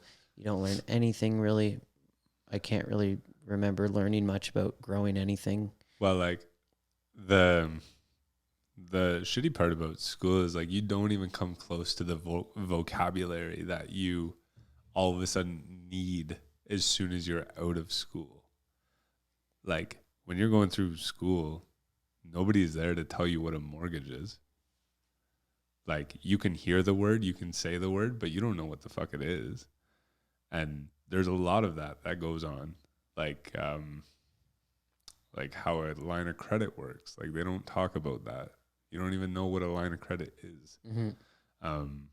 There's just a lot of vocabulary out there, especially like within like the court system and within government and stuff like that. There's a lot of vocabulary that you won't hear for your first 17 years of life.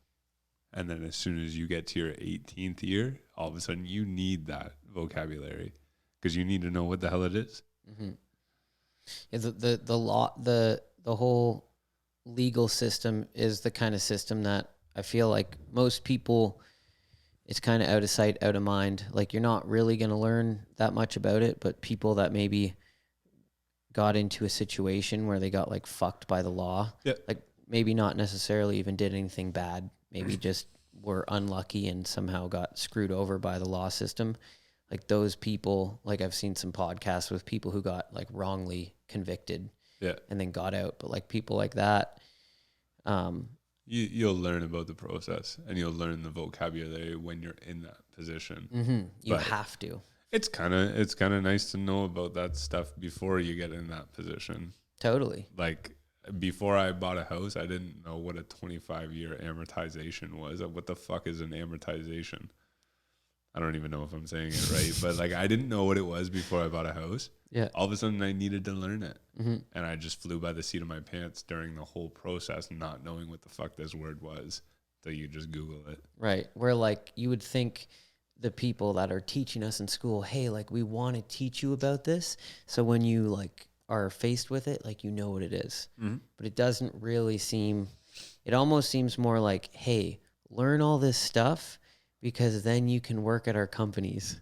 Well, that's the thing, because like, especially with how old we are and when we got out of school, if we learned all that stuff, the first thing I would have done when I got out of school is worked my ass off and bought property. Totally. Or stock market. And would have bought everything on a credit card. Yeah. Like, I didn't, like, how crazy is that if you buy everything on a credit card and just pay your credit card, now you build credit. You need credit to have a loan or borrow any type of money. Mm-hmm. And for like to rent a room in a house or you need it for a lot of things. Yeah, if you want anything in life, whether it's a house or a vehicle or anything like that, you got to have a credit score of some sort of substance in order to get there. But you can't get that without using a credit card. Mm-hmm. You got to build credit somehow because they don't look at your fucking debit score because you don't build debit. Right. You just use a debit card and it comes straight out of your account. That is kind of weird. Like that the debit system doesn't have some sort of credit to it. There's nothing to a debit system. It's just money in, money out. But you work your way around it. Let's say you default on a payment through your credit card and you all of a sudden got charged 24% interest. Well, if you're strapped for cash and you throw a line of credit into there and you pay it off of the line of credit at a 6% interest rate, then you just work it backwards. You can't pay your credit card at 22%, so you pay it with your credit line at 6%, and then you pay your credit line through your debit card 0%. Boom. That's a good piece of advice right there. But nobody will tell you that in school. And I mean, the fact that credit cards, like my credit card, I think is 20% interest. I think some are even higher. Mm-hmm. Maybe it's even gone higher, and I didn't even notice. But like that is for people, for the kids listening, like interest is the money that they charge you for like borrowing that money. Yep. So it's like if you have $1,000 on your credit card, like 20% of $1,000 is $200. So if you don't pay your $1,000 that you owe on your credit card at the end of the month, that you're going to get charged 20% interest. That's $200 just for not paying it on time. That's a fucking huge amount of money.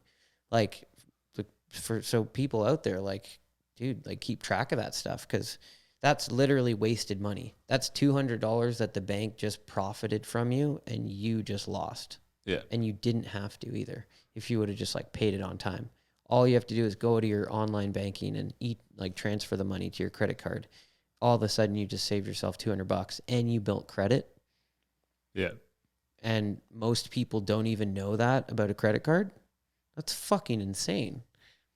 It's just like when I went and bought a truck, I could have got the year the model year that I was buying it in, or I could have got the year previous. The year that we were in, that truck was 2.99. The truck before that was 0. So I wasn't going to pay no 2.99 on $80,000. So I would pick the 0%. So I'm not paying money towards nothing. Right. Because that's what it is like interest is wasted money. Right. And like you said, like even in a bigger number, if you accrued debt towards something like $5,000 on a 20%, that's $1,000 that they're going to charge you. And if you could accrued $5,000 worth of debt, like on a credit card, and then they're going to throw the interest at you, before you know it, you'll be bankrupt. It's like the more in debt, the harder it is to get out of, like legit, because the 20% like percentage is a percentage. It's not like $100. It's not a fixed rate. Right. Well, it is a fixed percentage. Right.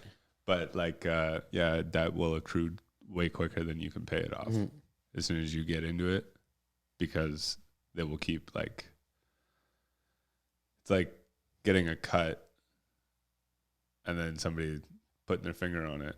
Well, they're just going to keep pushing harder and harder. Like the cut is the debt that you're already in. Them pushing on it is the interest that they're throwing at you. And it's going to hurt more and more. It's going to get worse. It's not going to heal. Yeah.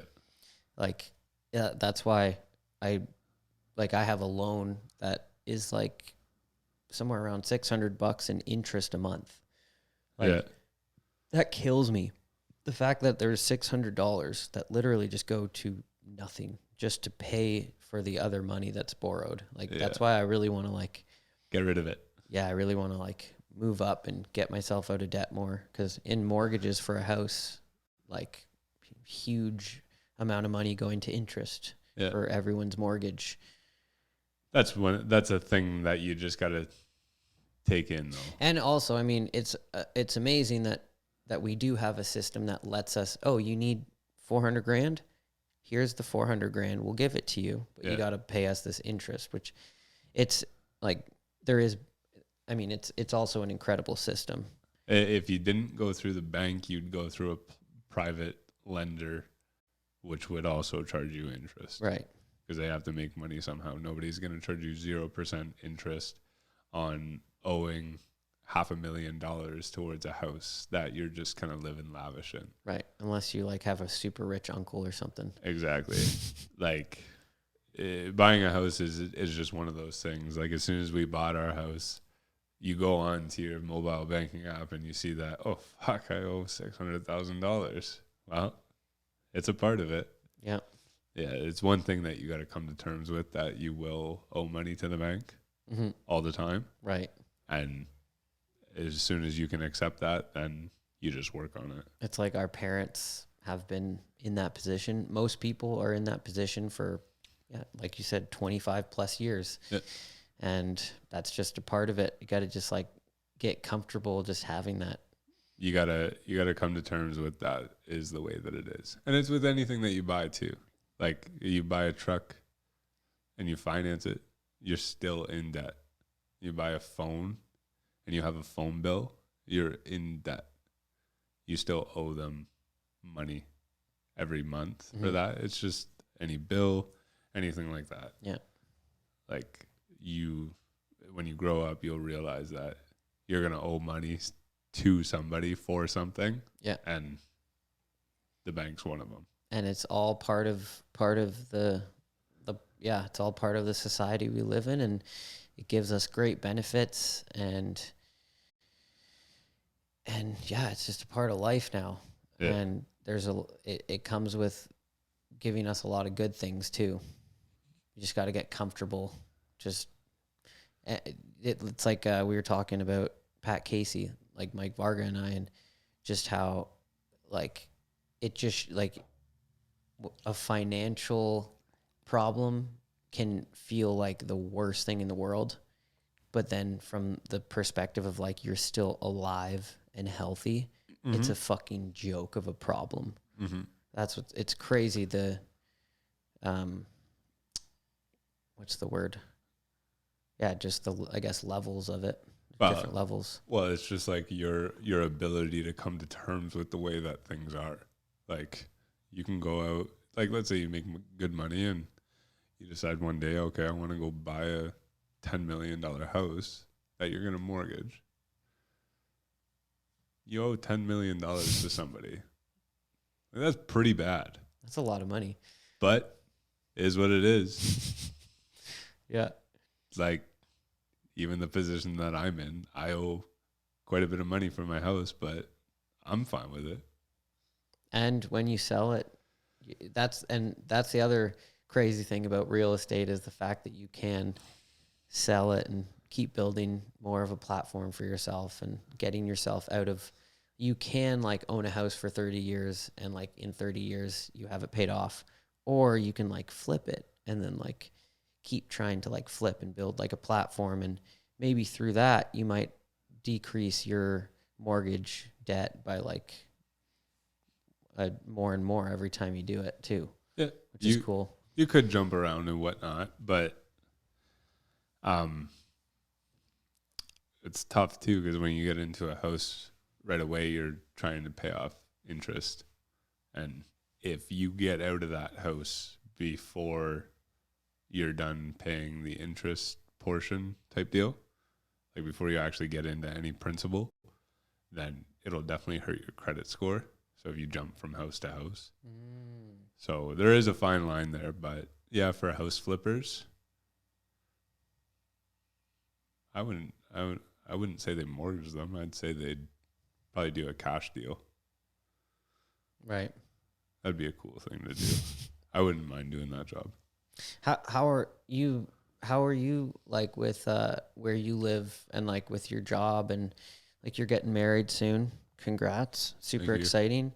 Like are you pretty content with like where you live, and like do you feel like you're like really happy, like you building a life and you're in a place that you see yourself being for like for a long time? No, not at all. Oh no? No, I'm just kidding. No. No, everybody's out there trying to live life and do it right. And the only time you're ever going to see that you're doing it right is when you crack a smile. So as long as you're smiling, you're fine. And every day I get home, every day I'm at work, like anytime I'm doing anything. And like there is some things that I wish I could do more of. I wish I could be on my bike a lot more than what I am. But like you also got to bring priorities into life too. So as for where I'm at, where we're at, and like us getting married this year is going to be awesome. Like exactly what you want to do right now. Like you're living your dream right now. Oh yeah. That's great. Well, like I said last night, like you just hang out.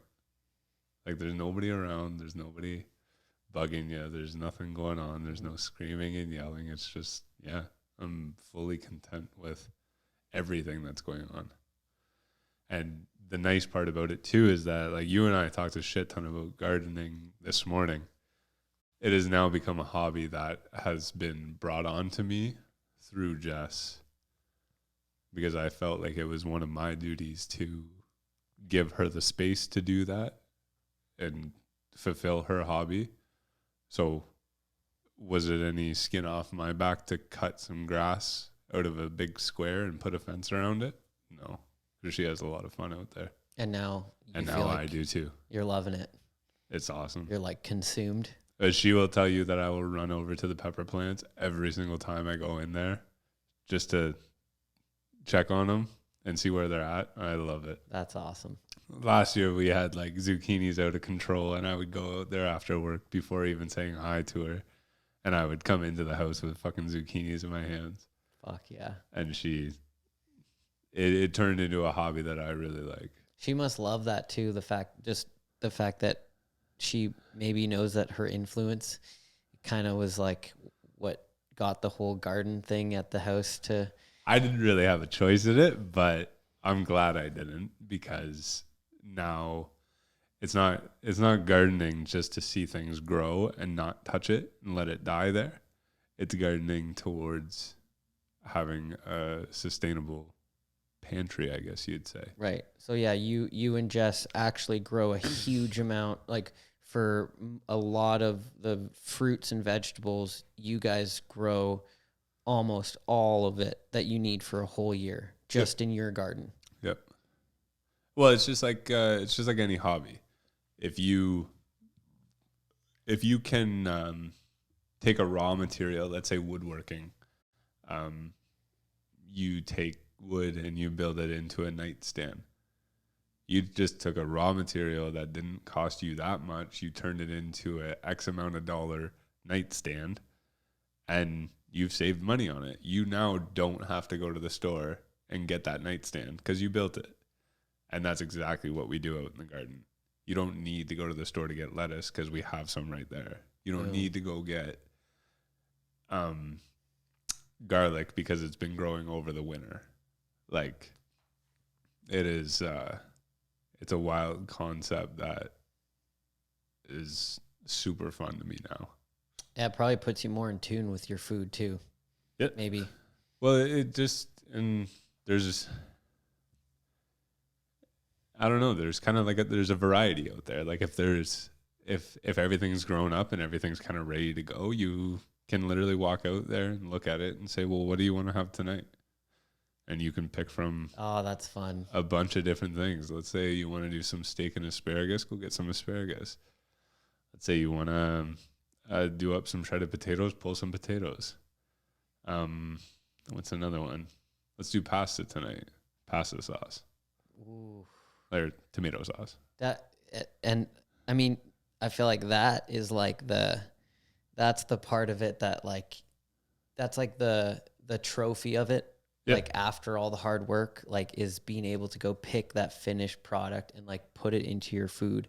But like obviously it's a lot of work too. Like it takes months. And maybe that's another thing that makes it feel so good is the fact that it's so like growing weed, like marijuana is like it really fun, but like it grows so fast that it's still cool. You get to see it grow. But with like fruits and vegetables, like it's way slower. Oh yeah. So it's like when you actually see some growth, like it takes a good chunk of time. Yeah. So I feel like it's almost like more rewarding. It's true, and there's a lot of different things out there that take a lot longer than others. Like we talked earlier about the asparagus, it'll take you 3 years until you can actually eat asparagus. Like how good does that feel? The first asparagus after 3 years that you guys picked? We haven't even got to that point yet. We're only our second year in. Dude. But like I said, the 3 years that it takes to get one asparagus, but you can also have mushrooms that grow in 3 days. Whoa, like you guys grow mushrooms? We don't grow mushrooms, but there are mushrooms out there that literally from it starting to when it's finished will take 3 days. And like lettuce, it'll take 3 weeks to get to that point. Oh, it's pretty quick. Pick it and eat it. Yeah, there's a bunch of stuff out there that has different times that it takes to grow to full maturity. So the nice part about the garden is even though it's planted all at the same time, roughly, it gets harvested at different times. Right. And every single day you pretty much have to go out there and do something. Yep. Even with the irrigation system. Yeah, so you go out there and you pick a pepper that's that long, and then you see one that's maybe that long. Tomorrow it's going to be that long. So you got to go back out and grab that one. Nice. So that's what I like about the pepper side of things. So to go back on what you and I talked about this morning with the people saying like, oh, you spend X amount of dollars and how much time to pick a 39-cent pepper. No, you spent $1. No, yeah, you probably spent $1 on the package of seeds with 20 seeds in them. So you spent a fraction of the dollar to plant the one seed to get 20 peppers off of one plant. So you're actually profiting quite a bit. And just the responsibility, just the fact that you are putting the work and time into to growing that like it's your little child, and you're like putting all that love into it. One thing that I never even thought of up until you and I talking about this now, what is more of a pain in the ass to go out to the garden, to hoe a spot in the dirt, put a seed in it, water it for 5 months, pick a pepper, or have to drive down to the grocery store every single weekend to go buy peppers? That is just that's such a good point. And I feel like that just shows that just the system that's been in place for society, we don't even think about that. I feel like it's like you're like getting in your car, like even just driving somewhere to go get food. Like I always see the drive as like effort. Like, oh, like I don't want to get that food because I have to drive 15 minutes. Yeah. For most people though, it's like, oh, well, that's so easy. All I have to do is drive and I can just get this food. Don't have to grow it.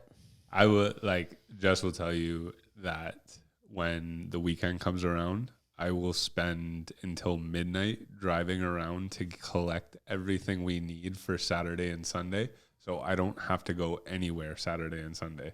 I hate it. That's awesome. But in saying what I said earlier, driving back and forth to the grocery store every weekend to pick up peppers, or you got to wait 5 months. Meanwhile, yeah, we are driving to the grocery store for the first part of the year, but at least we get to enjoy it at the tail end of the year. And you and I talked earlier about all the garlic that we have planted. We're still using last year's garlic. Right. And like the fact that we didn't have to go spend X amount of dollars on one bulb 100 times, like it's been pretty slick. It's like if there was like a guy if you were planting a garden, the person that goes to the grocery store, they go to the grocery store and they're like, oh, look at you. I already got all my food. I just went to the store. It took me an hour and you're still in there planting all your stuff. But then at the end of the year, the guy who planted the garden is like, oh, you're heading to the grocery store, eh? Yeah, I just went in my backyard. And then the next year, it's even better.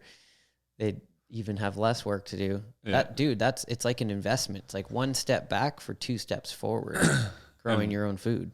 Well, especially when you get into the preserving side of things too. So, yeah, you grow a pepper, you got to go pick it because it's going to go bad. But what you can do with that is what Jess and I did, and we loved the things, is we took banana peppers, grew them, and whatever we didn't eat as a banana pepper, we pickled them. And pickled banana peppers, like you get them at like a burrito place.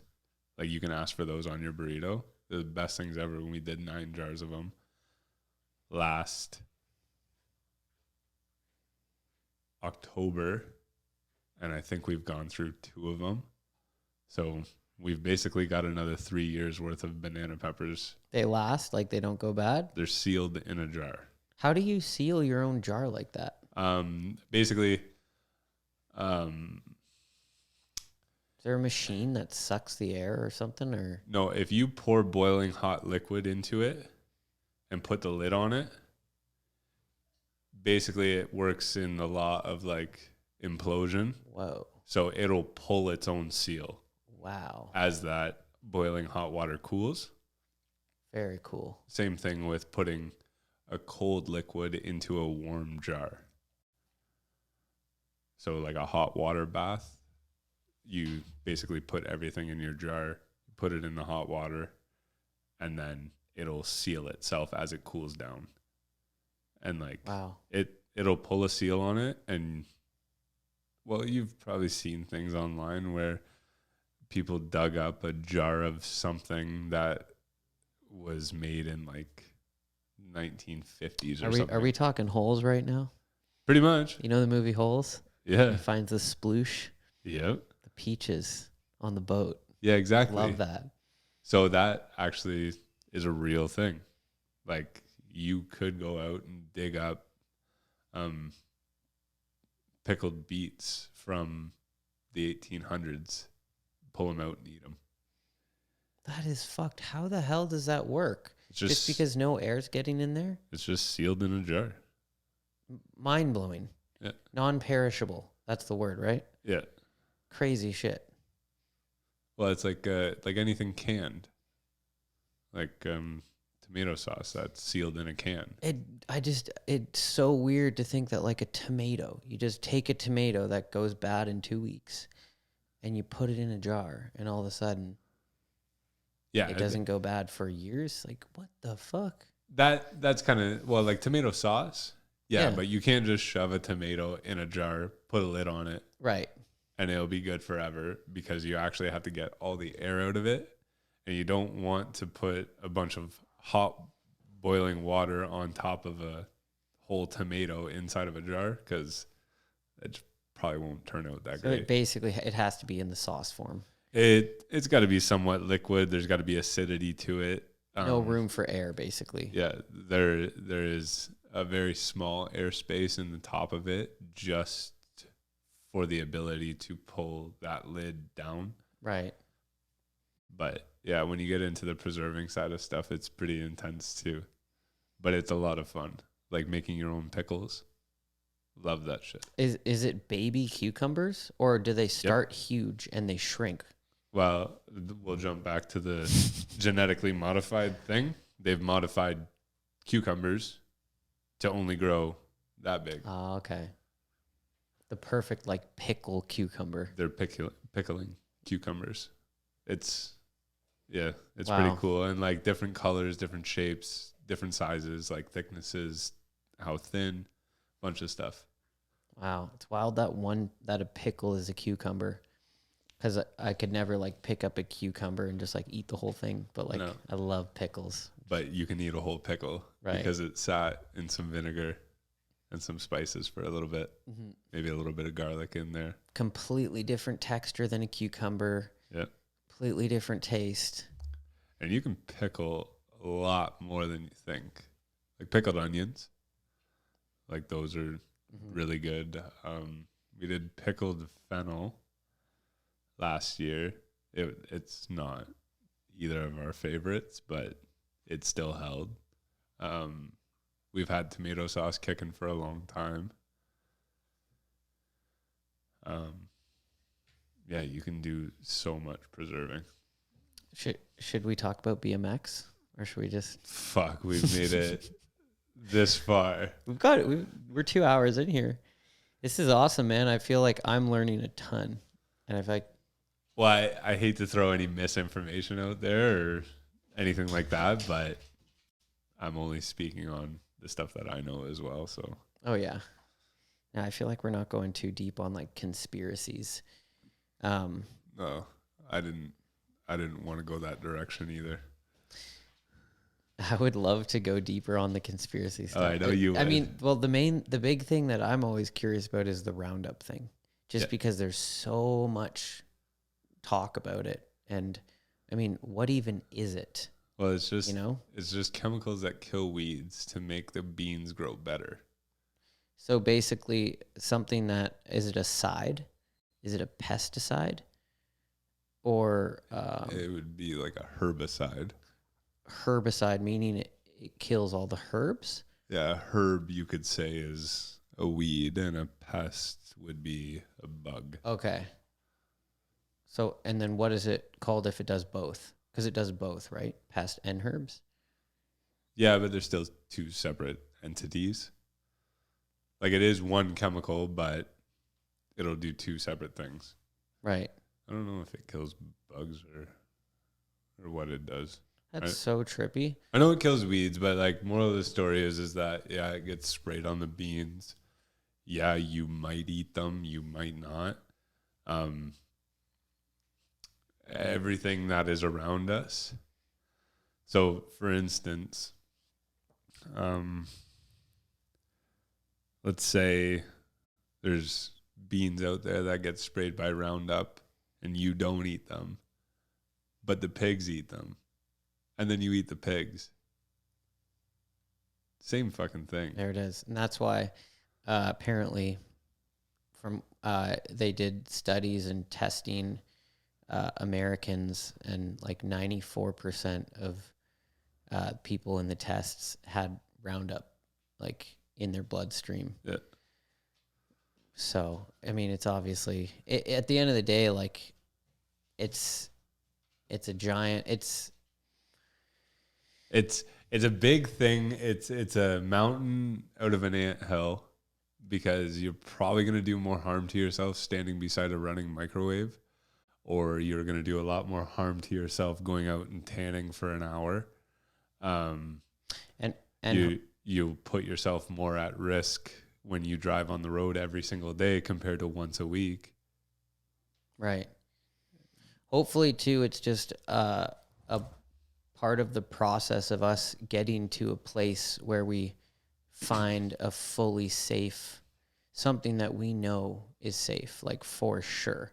You know, like maybe it's a step in the process, like, and we're constantly getting better, and we're constantly progressing and innovating and change and evolving everything we do, and all the materials and like the liquids we use for like the fuel we use, the pesticides, like all this stuff is evolving to be better, like, and not just like more harmful. Like I feel like ultimately we're constantly on a mission to progress all that stuff in for the better.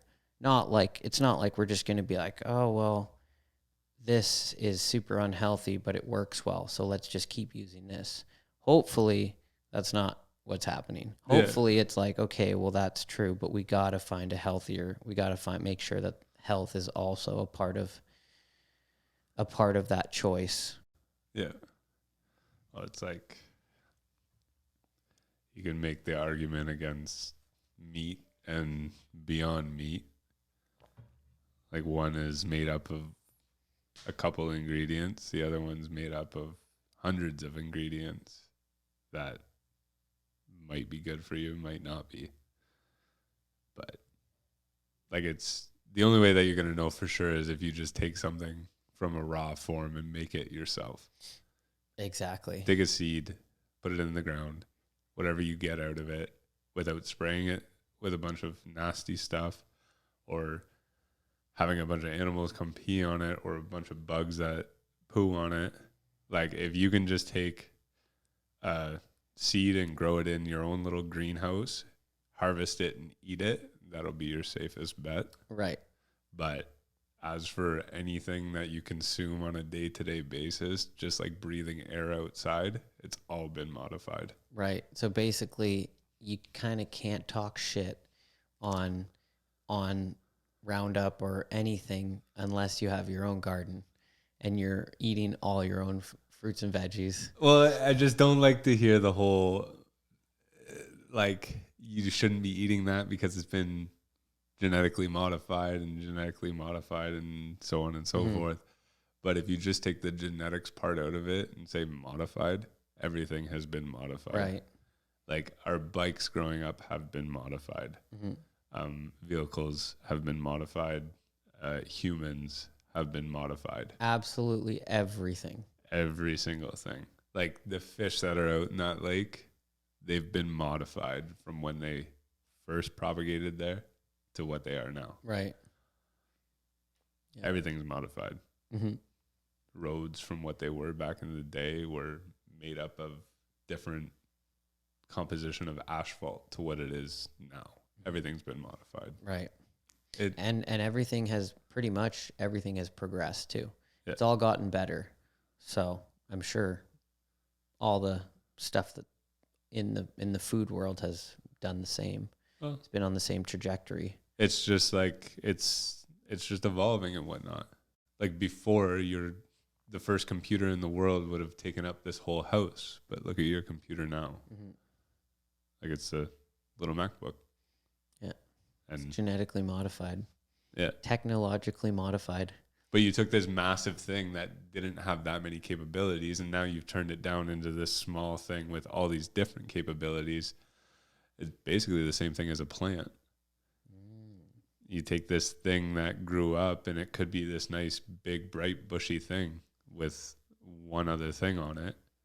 But now they've turned it to the point where instead of having one other thing on it, it has 100. So it's more profitable. It's more sustainable. It's more like there's more of it for the end user. And going back to way back in 1923 when there was a couple billion people before 2023's 8 billion people, there's a lot less mouths to feed. So as we grow as a population, we're going to have to keep modifying this stuff. Right.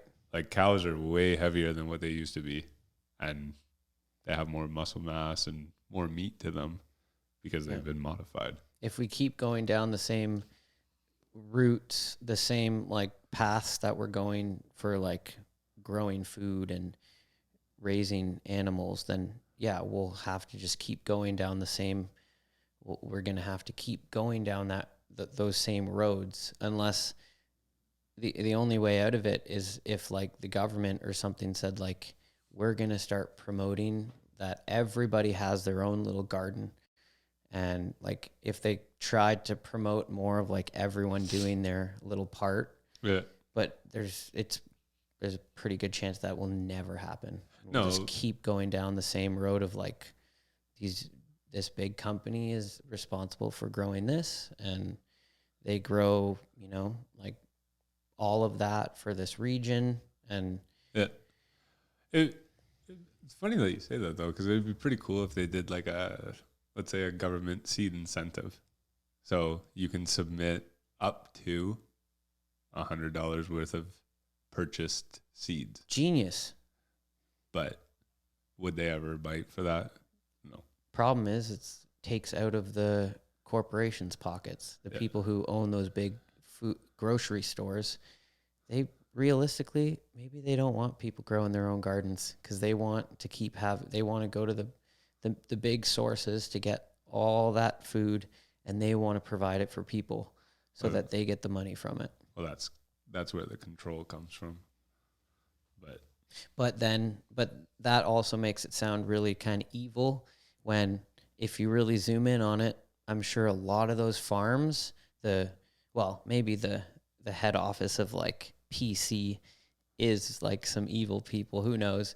But like the people that own those farms that they get all their food from, those are just good people trying to do good things, grow their crop. And it's not like there's a guy there mixing Roundup like, haha, I'm spraying this on he's like, my plants, like I got to take care of these plants. Like he's literally just battling nature to grow these plants, and nature is incredibly powerful.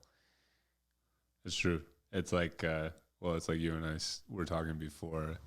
A weed beside a plant is no different than poachers hunting an endangered species. Like eventually it'll go away. So you have to control one thing to bring back the other. So you control the weed to bring back the plant. You control the poachers to bring back whatever they're poaching. Yeah, that makes sense. At least like that's kind of an analogy that I can put together. I don't know. No, that's a good one. That makes it a lot more clear, for sure. Well, it's not a hard thing to wrap your head around, but there is a lot more into it than what you can wrap your head around on the surface. Mm-hmm. And it's really easy to just go around and just saying all the bad things that you've heard and just preach them to people and not understand any of the process and just blurt out these negative things and just try and like make people think that you're smart. Like, you spitting all these facts to people that you really just are repeating from somewhere else that you heard them. You don't really understand how it all works. And maybe you think that people are going to think you're smart and that you're like changing the world. But you literally just portrayed me in this last 2 hours because I heard all these things once upon a time. But like, if you think about it, like really, when you and I talked earlier about taking a banana peel, soaking it in water and spraying it on a plant. You're not spraying a banana peel, you're spraying potassium. And it makes sense, right? It's a very simple thing to do, but like you just got to dive into it, right? That is a cool point.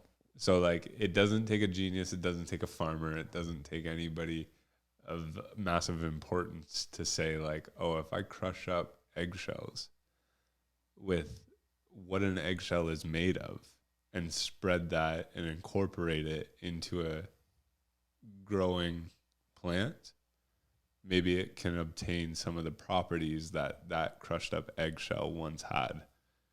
It doesn't take too much to figure that out. It's transferring There's nutrients. There's a lot of fruits and vegetables out there that hold amazing properties and nutrients and vitamins within them that you could literally just chuck in a glass of water and then spray it on your garden. And who knows, they might double in size. That is so cool. That's such a good tip for gardeners that you can do that. Soak your compost in water and then take that water and spray it on your plants, and you're going to get all the stuff, that a lot of the stuff that was in that compost, and put it onto your plants. It is a roundabout way too, because like at home, what we would do, like let's say before soaking it in water and spraying it on a garden, you would take that banana peel, throw it in the compost, and then that compost is going to break down, which is like the potassium is going to break down as well. Well, like the potassium is going to stay in the compost, and then you take that compost, you throw it out on your garden, and all of a sudden you're throwing these nutrients back in there. So basically, soaking it in water and spraying it is a roundabout way to letting it decompose and then spreading it. Very cool tip for gardeners. Well, like I said, I'm just touching the surface here because this is a passed down hobby to me. So I'm learning as I go too. For sure. But it sounds like you've got a pretty solid amount of experience under your belt at this point. it did take a year, and like there was a lot of stuff in the first year that we wish we did, but there's a lot of timing into it. You got to do things at the right point, and if you miss that point, it's tough. But yeah, there's a lot of things to take away from it when you just go out and do it. What you did right, what you did wrong.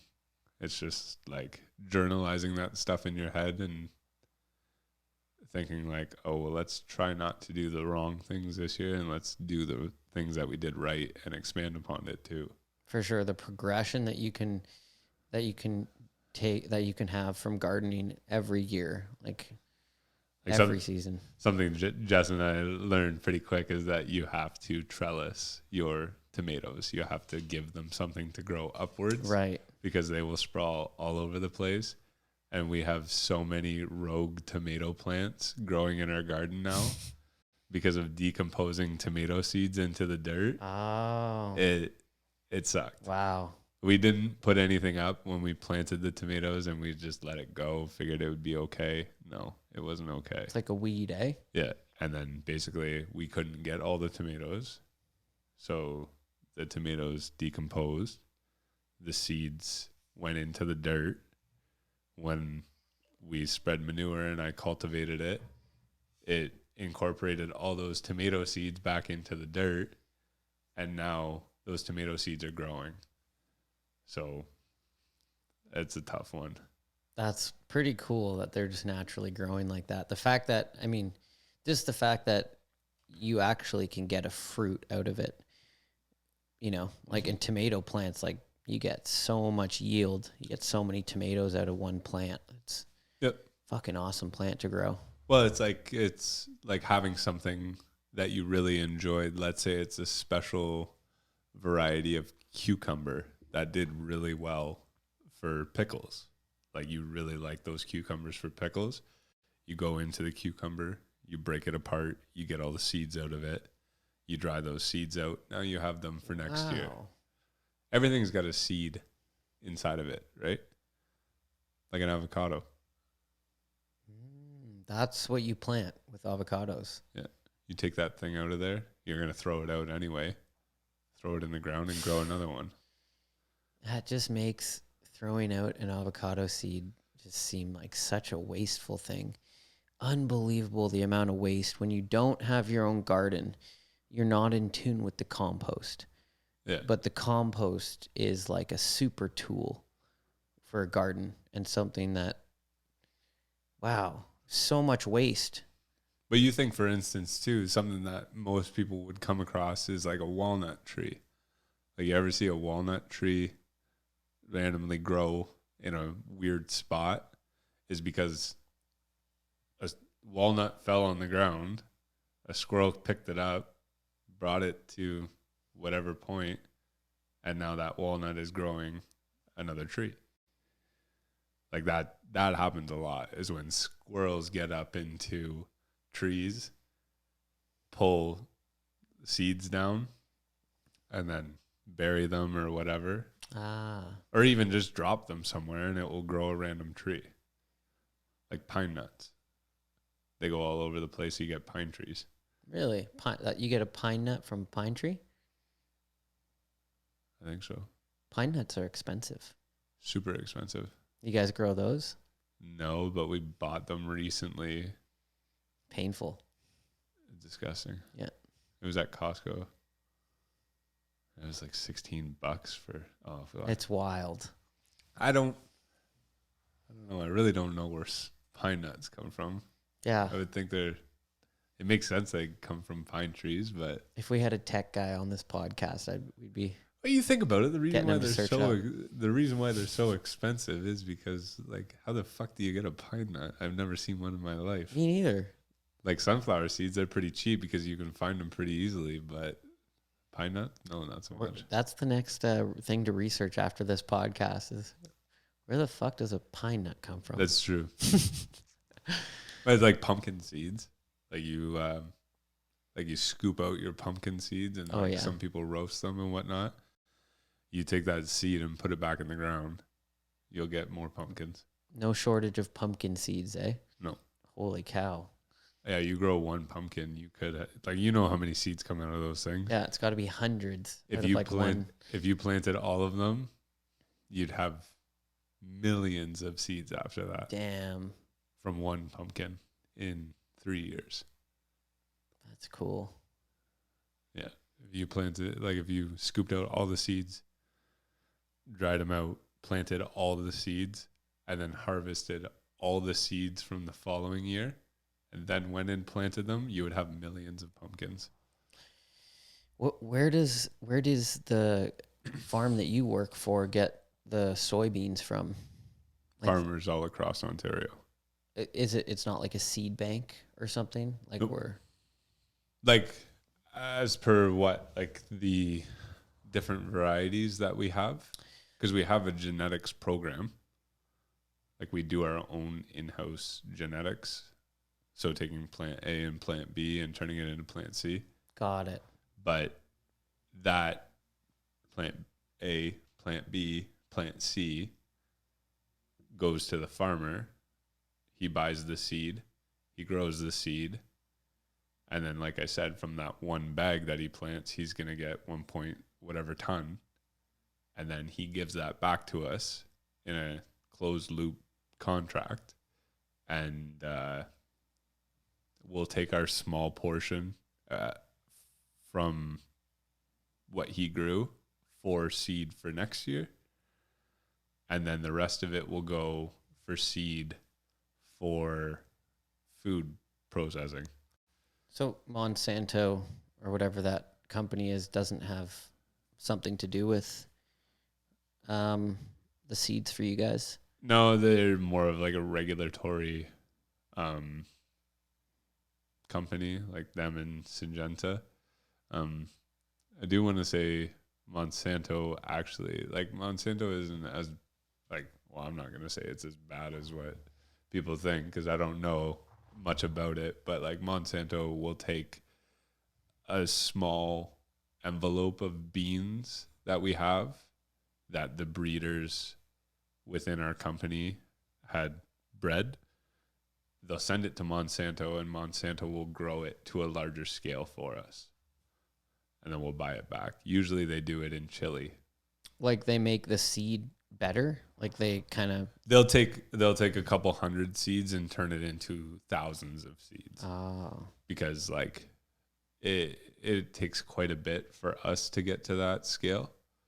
Like you have to be able to go out to a field that's only 2 acres big and grow these things, but you have to keep them very, very pure. So you can't grow, like you can't buy a 100-acre field and plant 2 acres of each different variety. You can leave spaces in between them, but you really do have to keep an eye on purity. Because if you take plant C and plant D and put them together, that's not good.